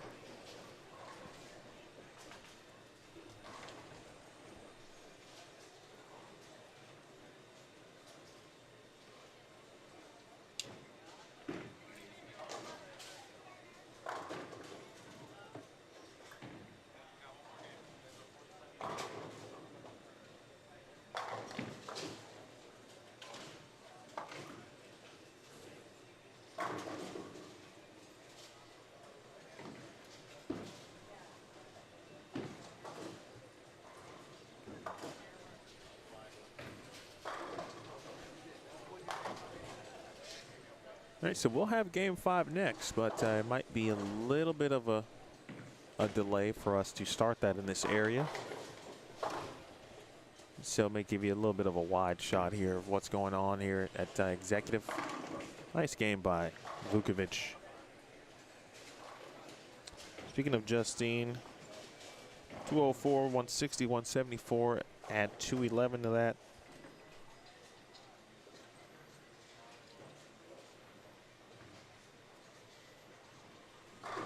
That'll put her at minus 51 with 1 game to go. She was in 30th after 3, 50th place after the first 3 games, minus 102. Again, minus 102, 50th place. That's how many will be advancing to round 2 tonight from this squad. Again, minus 102. All right, let's get another live look in at what's happening here at Executive.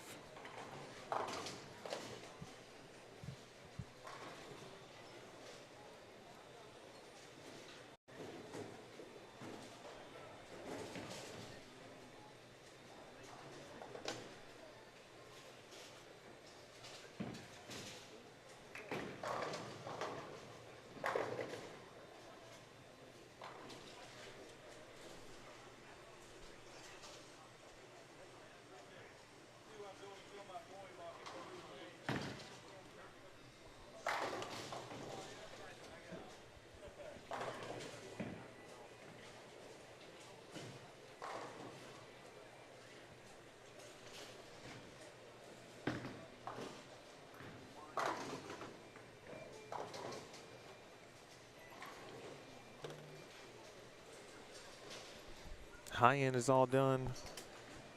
The looks like the middle portion of the center is all done.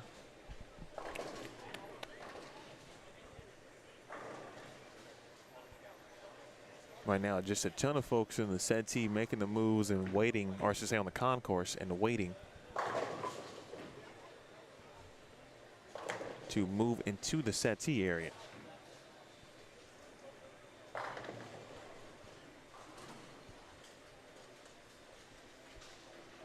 So this will be a good time if you need to take a break. Use the facilities, get yourself some additional breakfast, maybe that extra cup of coffee. This will be a good time to do so. If you have any questions, I'm happy to answer those for you as well if necessary also.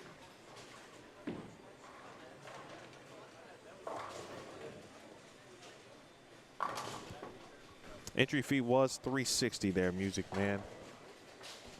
Top 40 will get a check. Load of cash will be $600. So if you finish 40th, you will make $600 this week.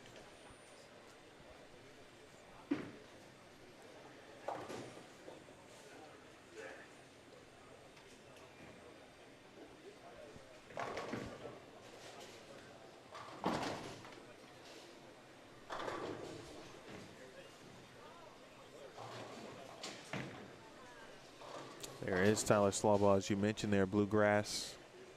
And he was working on a double. He's clean, 9 spare, strike, 9 spare, double, 9 spare, double. Now 7 count. All right, next wave of score sheets coming your way on the Bowlstream TV Facebook page.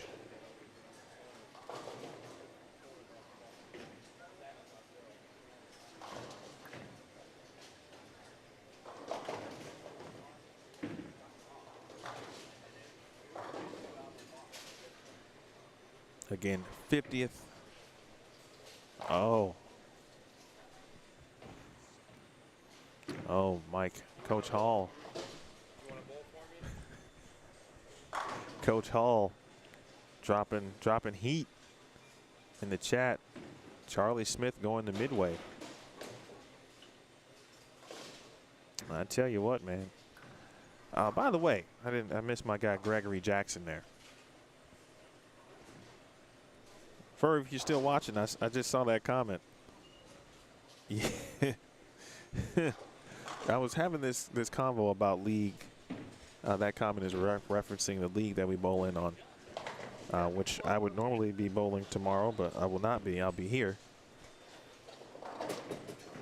There's a normal puddle of oil in the middle of the lane at our place of league venue. The only difference is, of course, at the end of the day, it still is a house shot. So if you do happen to somehow get your ball through that middle puddle, to the right, there's a little bit of friction, a little bit more than today and this week. Although sometimes, honestly, at Castaways, we could be the Bradley we're bowling on. I don't know.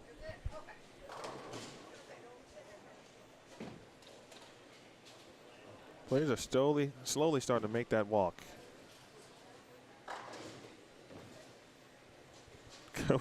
Coach Boxerman, well, I don't know. Gotta ask Jason. Maybe that'll happen. Or maybe not.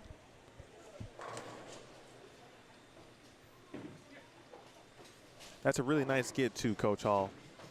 Just from what I've seen here in this, short day, few frames.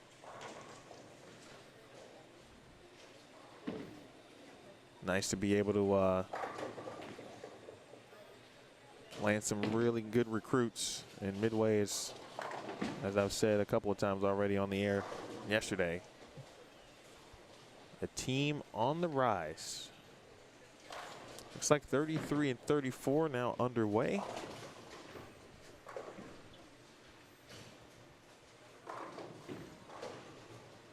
As we now have officially reached Game 5.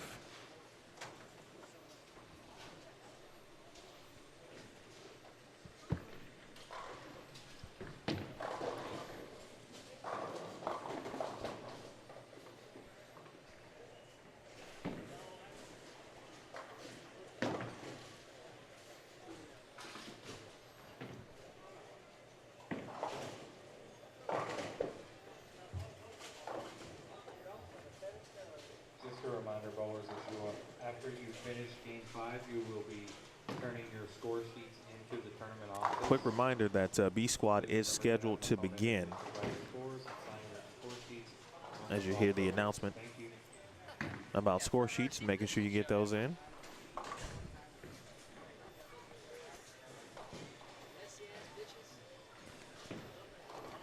Looks like we might get a little Steve Novak here on 37 and 38 to end our squad. That's always fun. I coined this phrase for Daniel about 10 years ago, and it's still true today. The ball doesn't have to hook, it just has to hit.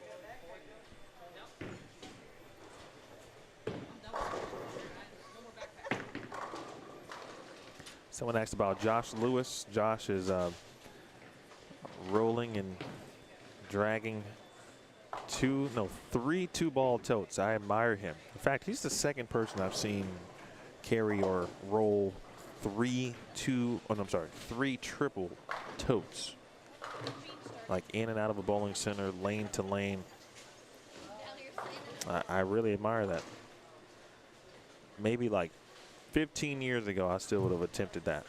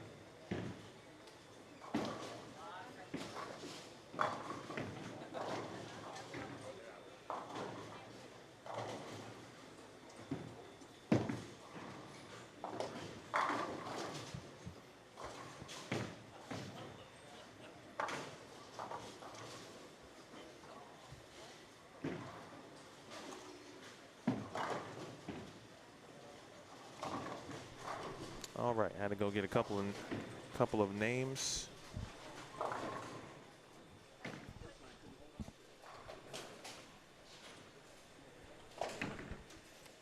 The group we just saw for about 4 frames or so at the moment was Wayne Jakes, Brianna Andrew, and Daniel Dino on 31 and 32. There was Carl Provost. You saw Gene Perez and Dave Knowles on 33 and 34. And now we have, this is Donovan Kelly. This group just with 2. Ryan Bennett also on this pair. It's shot there by Donovan Kelly. Someone was asking about Josh Lewis. He is now on 37 and 38. He was the #1 seed for the singles shootout yesterday. He ended up finishing 2nd. Lost to Chris Corbin 2-1 in the final.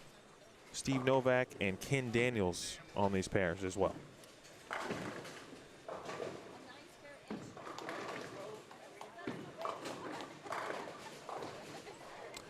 John, I do not and have not seen, doesn't mean it won't happen, but I have not seen CTD in the building, table set up or anything to that extent that I've seen personally.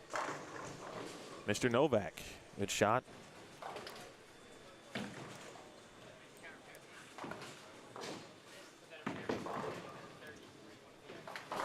Kevin, we got there, huh? All right, new goal, 7K. I appreciate it, Kevin. Thanks.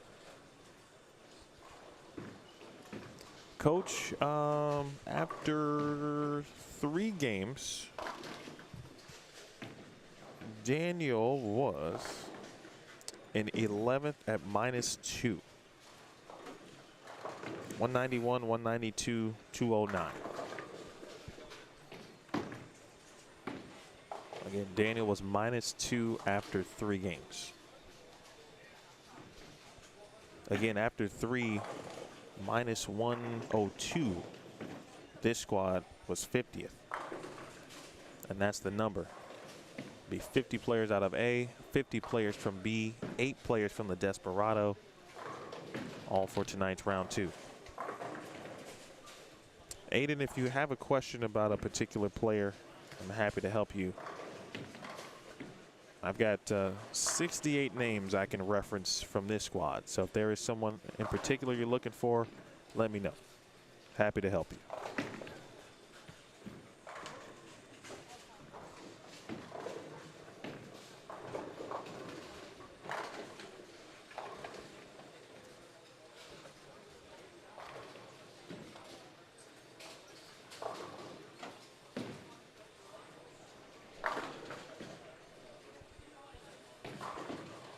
I guess there's a good thing as in this event as a good Brooklyn.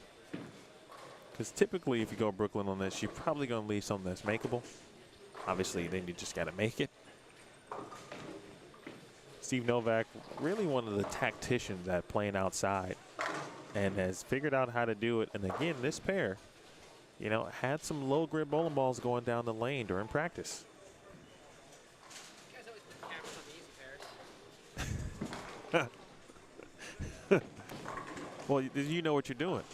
You know what you're doing, though. I know what I'm doing, and I bowled at 15 to 60, and I did hit the head in the 6th frame. On the first ball. Put the camera down there, you get a real shot. It's the best pairs in the building. 30s. This one, too? Well, in general, in the 30s. This is the best region. 9, 20, 30, 40 start getting sketchy every other pair kind of thing. But they turn like 1 to 30 in the go-kart track. I would go.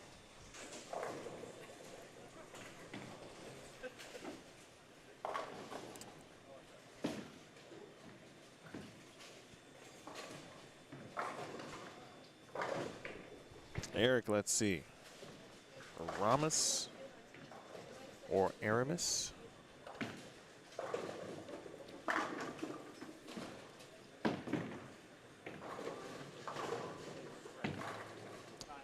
All right. Ramos Linville right now after 3 games.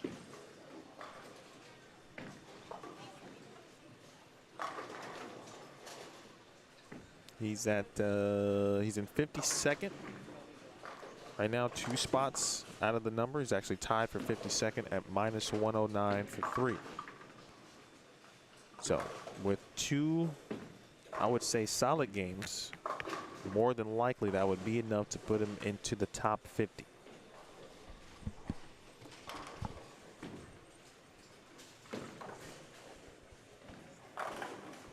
Brandon is bowling, Aiden. I saw him earlier today.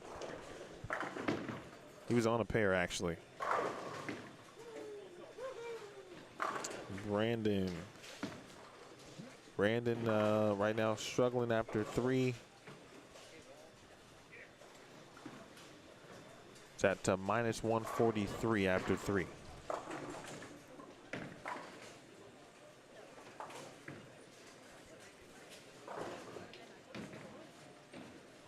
And we've got a request for Ruskowski.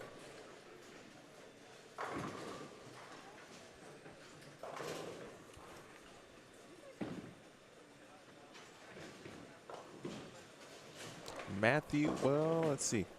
I see a Matthew Rosowski, if that is the same person. He's in the number after 3 games. 514 for 3 at minus 86.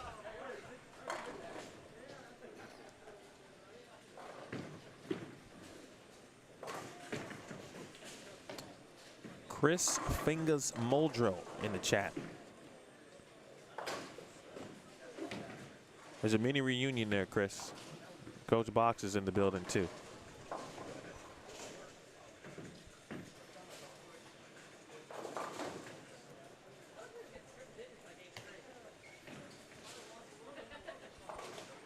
Chris asked about J.R. Raymond, and J.R. just left 35 and 36 after game 4. I think he shot 182.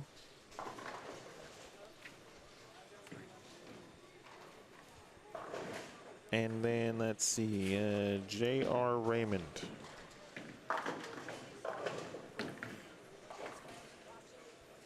JR was minus 52 after 3 games. I'm waiting on the 4-game update.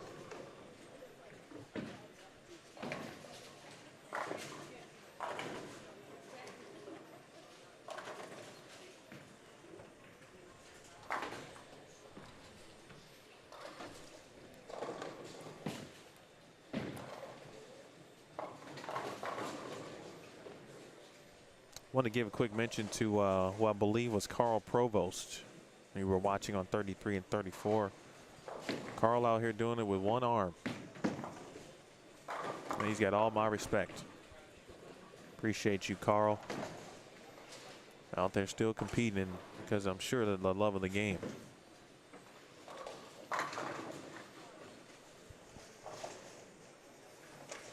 In fact, we might have to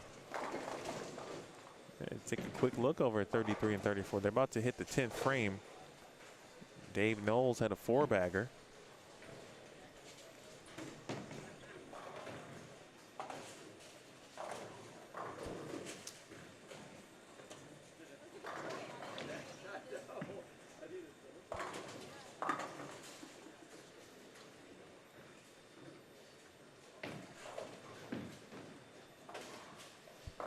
Park Point, yes, I am. On the Bullstream TV Facebook page, as the scores are given to me, I then post them on my page so you can view them. Seems to be the easiest way to do it in a quick and timely manner. So scores through 3 are up there. Haven't gotten scores through 4 yet.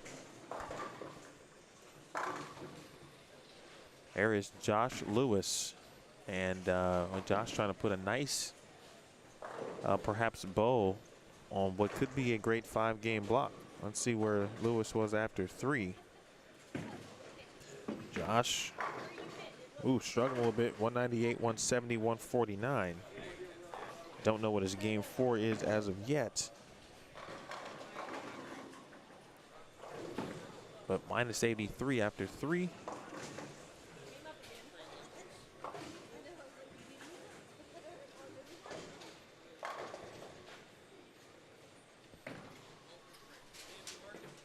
Ryan Bennett and Donovan Kelly on 35 and 36. This is Bennett.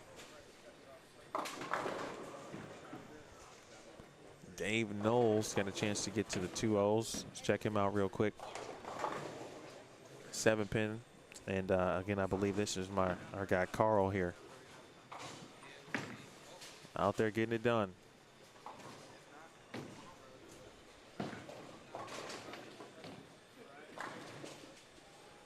You know, those are the kind of things that you just admire.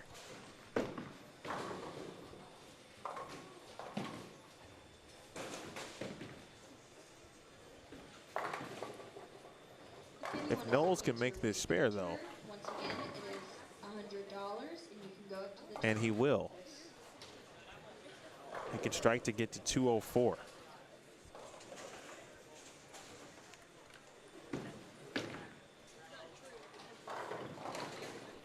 Quick look at Lewis. Wayne Jakes was over on 31 and 32. He just made what I believe was either the 210. Bucket there for Novak.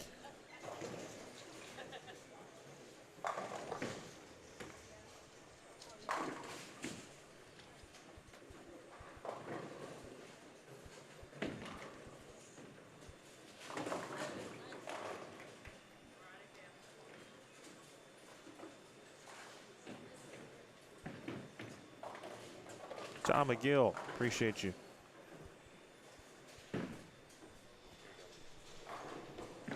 I do have game 4 scores. Again, thanks to the staff. Todd, congratulations too on everything since the unfortunate news with the center. Looks like things are hopefully going well with your new ventures.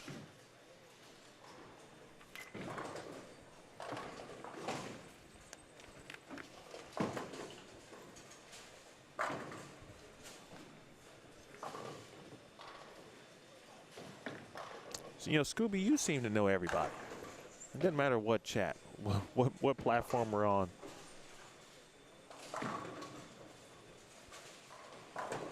He always remembers somebody. That's actually really cool.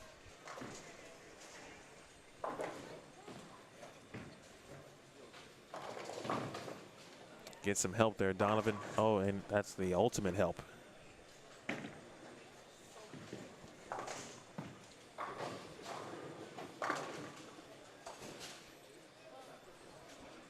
It was going pretty okay for Steve until it wasn't. Final shot there from Gene Perez.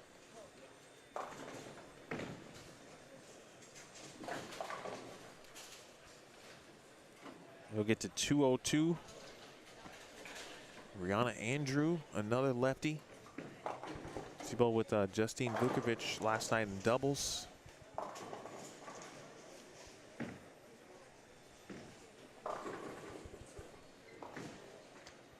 Still at now 190 out there, possibly. All right, let's update the scores real quick. Let me post those.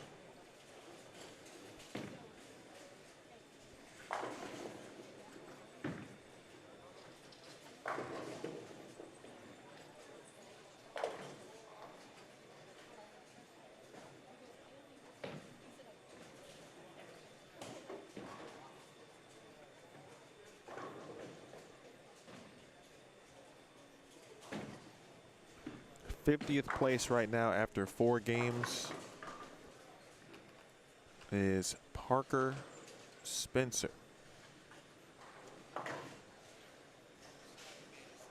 at minus 119.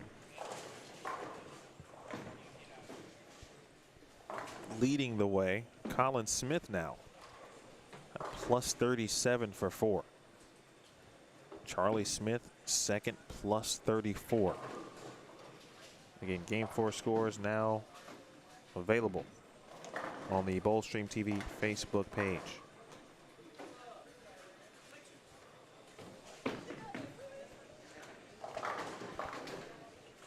Kevin Orvex plus 31. Dylan Vaughn 4th at plus 25. Tyler Slaubaugh 5th at plus 20. Nate Stubler 6th at plus 13. Kyle McGrath 7th at +10. Michael Patterson 8th at +6. 8 players are plus. Nolan White is 9th at -16. And that's tied with Daniel Farish at that same number. And let's see, Justin Knowles is 11th at -17. Tony Lambert 12th at -20. Just to give you a few names. Dave Knowles is going to be in. He just shot 2-0. He was in 35th place at -86.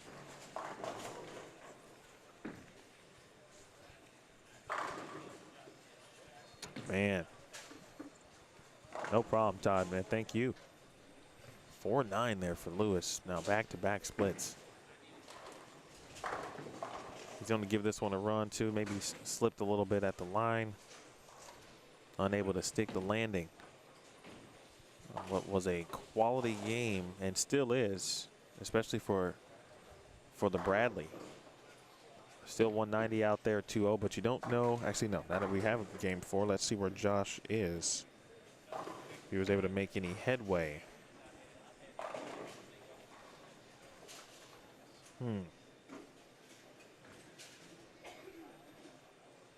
Lewis was has shot 235 in game 4 to move to -48 and into 20th place.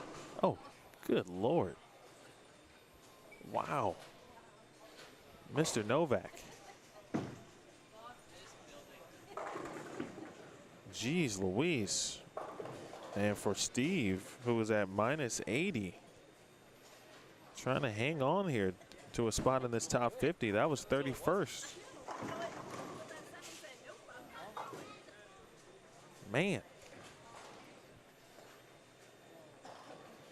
J.R. Raymond still in the mix. Yes, he is 26th after 4 at -70 for J.R. Raymond.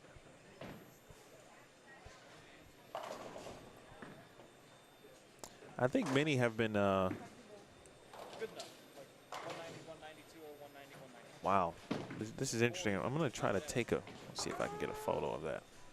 I don't know if it's going to. It might a little bit. Okay, so he's okay. Yeah, he's fine. You can't really see it on the live stream, but I feel like you can see the remnants of low grit sandpaper on the lane from the left side, specifically on lane 37. It just caught my eye. I'm gonna confirm that to make sure that's what I'm seeing, but I'm pretty sure I am. Again, 50th place at the moment is -119. In fact, there's a couple of players at that spot.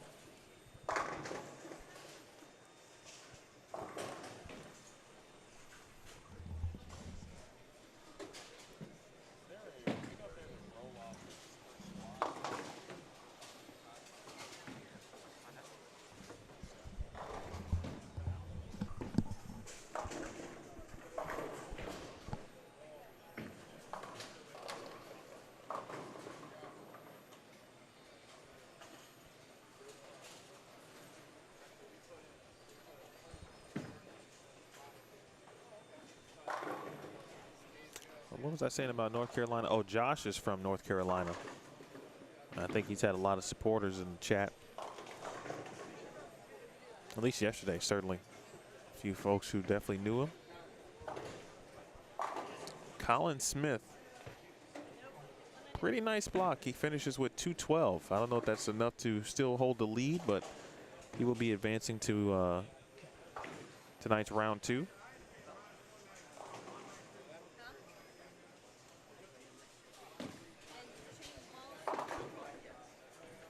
Ken Daniels finishes with 155.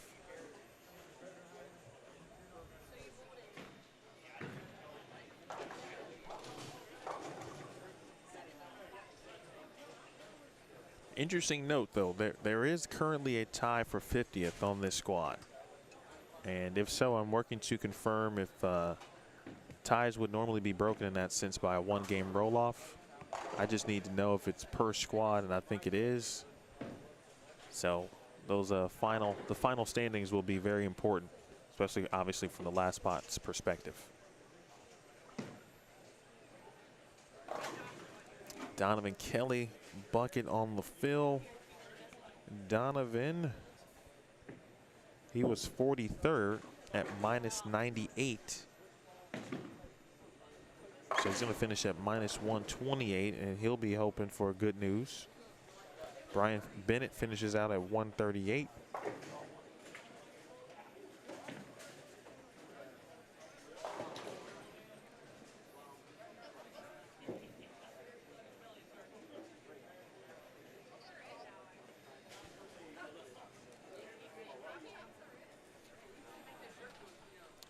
All right, so folks, let's see. There is one group left, at least in this area.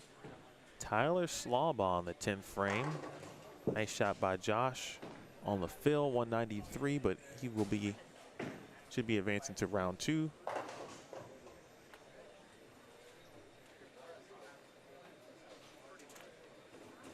Final couple shots from 41 and 42.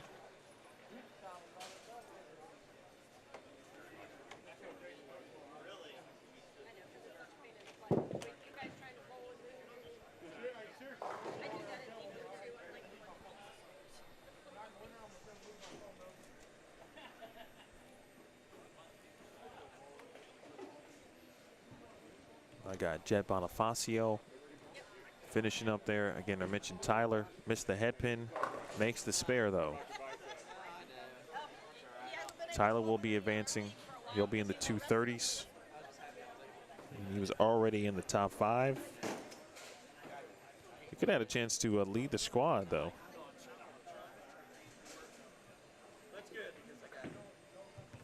Actually, he still might. Colin Smith got to plus 49. Well, Slawbaugh's going to move in front of Colin Smith. Tyler might lead this squad. He's got on the wrong shirt in regards to his baseball allegiance, but I will not hold that against him. No Cubs fans allowed.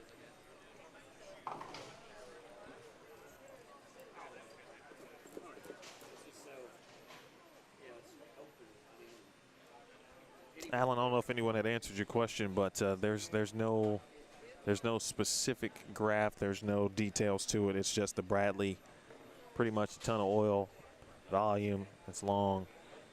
Makes you make spares, find a way to create a little bit of hook for yourself, and kind of let the chips fall as they may a little bit. That's going to do it. If I get up here tonight, you need me, I'll come back. I'll be up for like a couple hours. Okay. I got, or maybe like during Desperado or something. Okay.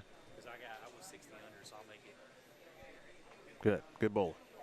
Jeremy Thomas went 60 under.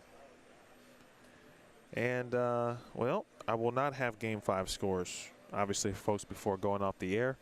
When I get the scores, though, I will continue to post those on the Bowlstream TV Facebook page. I'm going to run and get a quick snack.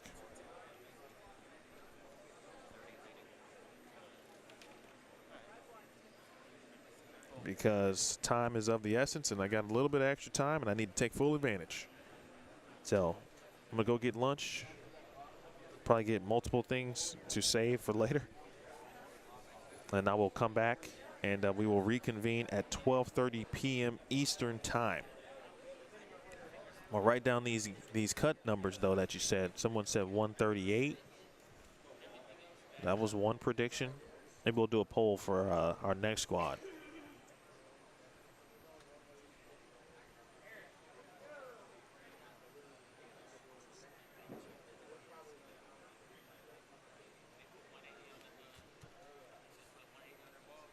Should be intriguing. Should be a few more players, and the likes of, the Kyle Troops of the world. I know Tom Doherty is bowling. Those the players who made the trip from Wichita, from the PBA stop, majority are bowling in the B squad as well. So it should be pretty fun. And we'll see what happens. Coach, no, I'm trying to be good, man. I'm really trying to, you know, take heed to my age at this point. I got to hang around for my kiddos.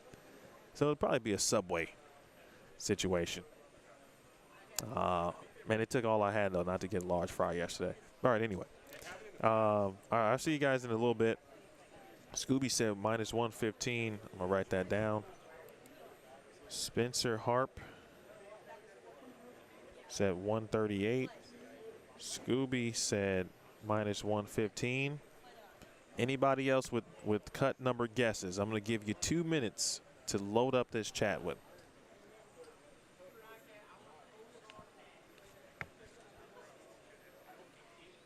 And then I'm going to go to Subway or somewhere.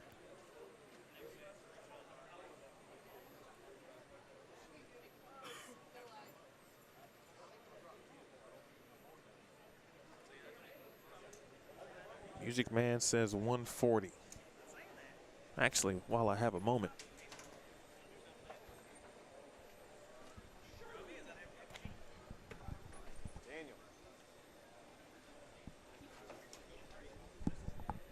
While I have a moment, since we talked to Daniel last night, while you get these last-minute guesses in, let's talk to him and ask him how, now that he bowled a squat, to actually get his thoughts on how the actual bowling went down.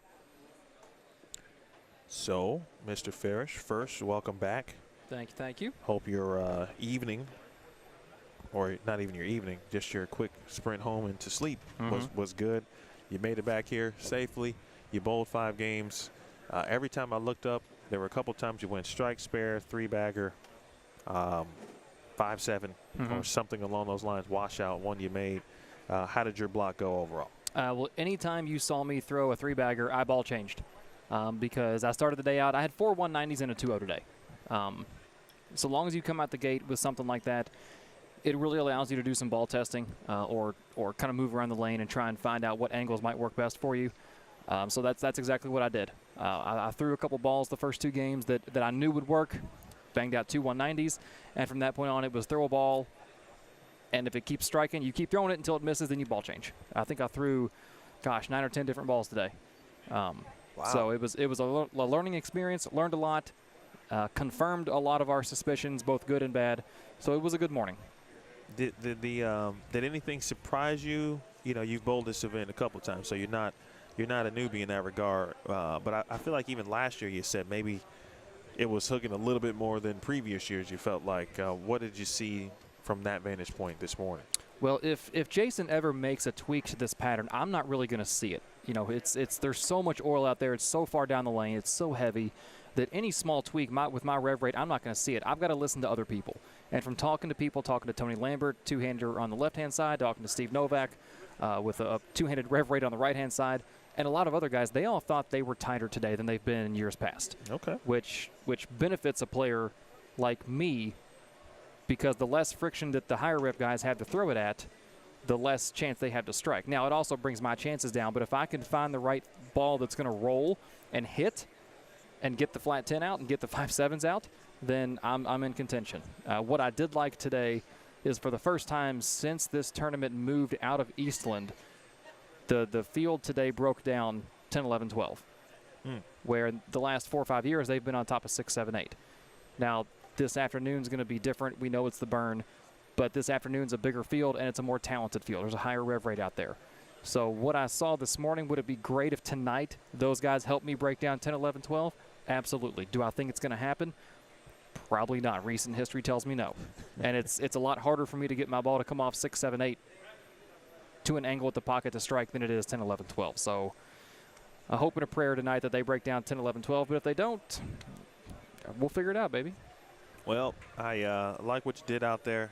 You know, I know 190s are fantastic, obviously, on this.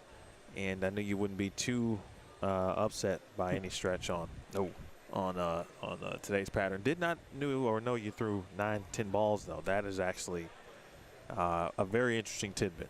You think anyone else went through that many? Or it's possible. You know, I don't want to say that I was a unicorn in that aspect. I know your process is obviously different. Everybody's process is different on how they maneuver a block or score.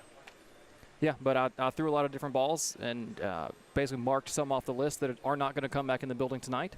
Make some surface changes back at the house once I leave here and get some food. Come back in with the balls that I know we're going to get the flat 10 out, and then hope they do tonight like they did this morning. All right, my friend. Well, I'm going to let you do that because I'm going to go do the same real quick and come on back and get us ready for the 12:30 p.m. squad. Again, 12:30 p.m. Eastern. Appreciate a good question before we go from Galen. Yeah. How many of those bowling balls did you hit with surface? And what surfaces did you use? So I have 3 bowling balls that are a bit older that I actually hit with some screen, Okay. effectively ruining them. You did it. And then everything else I threw today was like a burgundy pad that we put on the Okay. resurface machine. So essentially that's equal to about 360. Right. And then my best look really all day was with the balls that weren't screened, the balls that were at 360. Still a ton of surface, but maybe you don't have to ruin some bowling balls out here. Who knows? But yeah, mostly everything was in that 360 realm. Okay, the burn is next, folks. 12:30 p.m. Listen, you watched these last couple of games too. 35 and 36, I thought developed pretty nicely. If you, I watched J.R. Raymond, Justine Vukovic was just, keeping the head pin in play. I thought 37 and 38 was going to be tricky just because that pair for sure had a ton of grit, or I should say maybe yes, a ton of grit. 180, 220. It looked good for like a couple. I actually thought Steve was maybe going to get on a run on that pair. And then, all of a sudden bucket, just a devastating 7-pin there late on that pair. So, man, you don't know what you're going to get across the house, but I'm learning more from all of the players, especially those who with experience here. Middle of the house is favorable, a good portion of the 40s. The low end, maybe not so much. In regards to if you had to choose where to bowl in this building, many probably wouldn't choose. Would not choose the low end on any almost on any pattern. You put me north of about lane 29, and I'm happy. There it is. Okay. All right. I'm going to get lunch. Daniel's going to do the same, and then he will return this evening. Tonight's schedule, I think, the Desperado should begin around 5:30-ish. That's 2 games. So I'm going to guess 7:30-ish should be round 2. That's the next time we will see Daniel on the lanes. If he's here before, he's got an open seat if he'd like to. So we'll have some guests. We'll see if our guy Chris Hester will join us. He's bowling today at the city tournament at 1 o'clock, he told me. So that's that. We'll come back. We'll look at all your guesses, and we'll hang out at 12:30. We'll see if any of you were correct. Please join me at 12:30 p.m. Big thanks to all of the sponsors of the Bradley Open. QubicaAMF, certainly Motiv, classic products, creating the difference, High Five Gear, and 7 Leaf. Also the good folks here at Executive Strike and Spare, Jason Uswald, Dave, and the entire staff, tournament staff that is, and the entire staff bringing me these wonderful standings, which is very helpful to present the information to you. So for Daniel Ferris, good job today. Chris V gets one more vote in. I'm Emil Williams Jr. We'll see you this afternoon. It's been a presentation of A Squad Bowling from the Bradley Open. Back with you with more at 12:30 p.m. on Bowl Stream TV.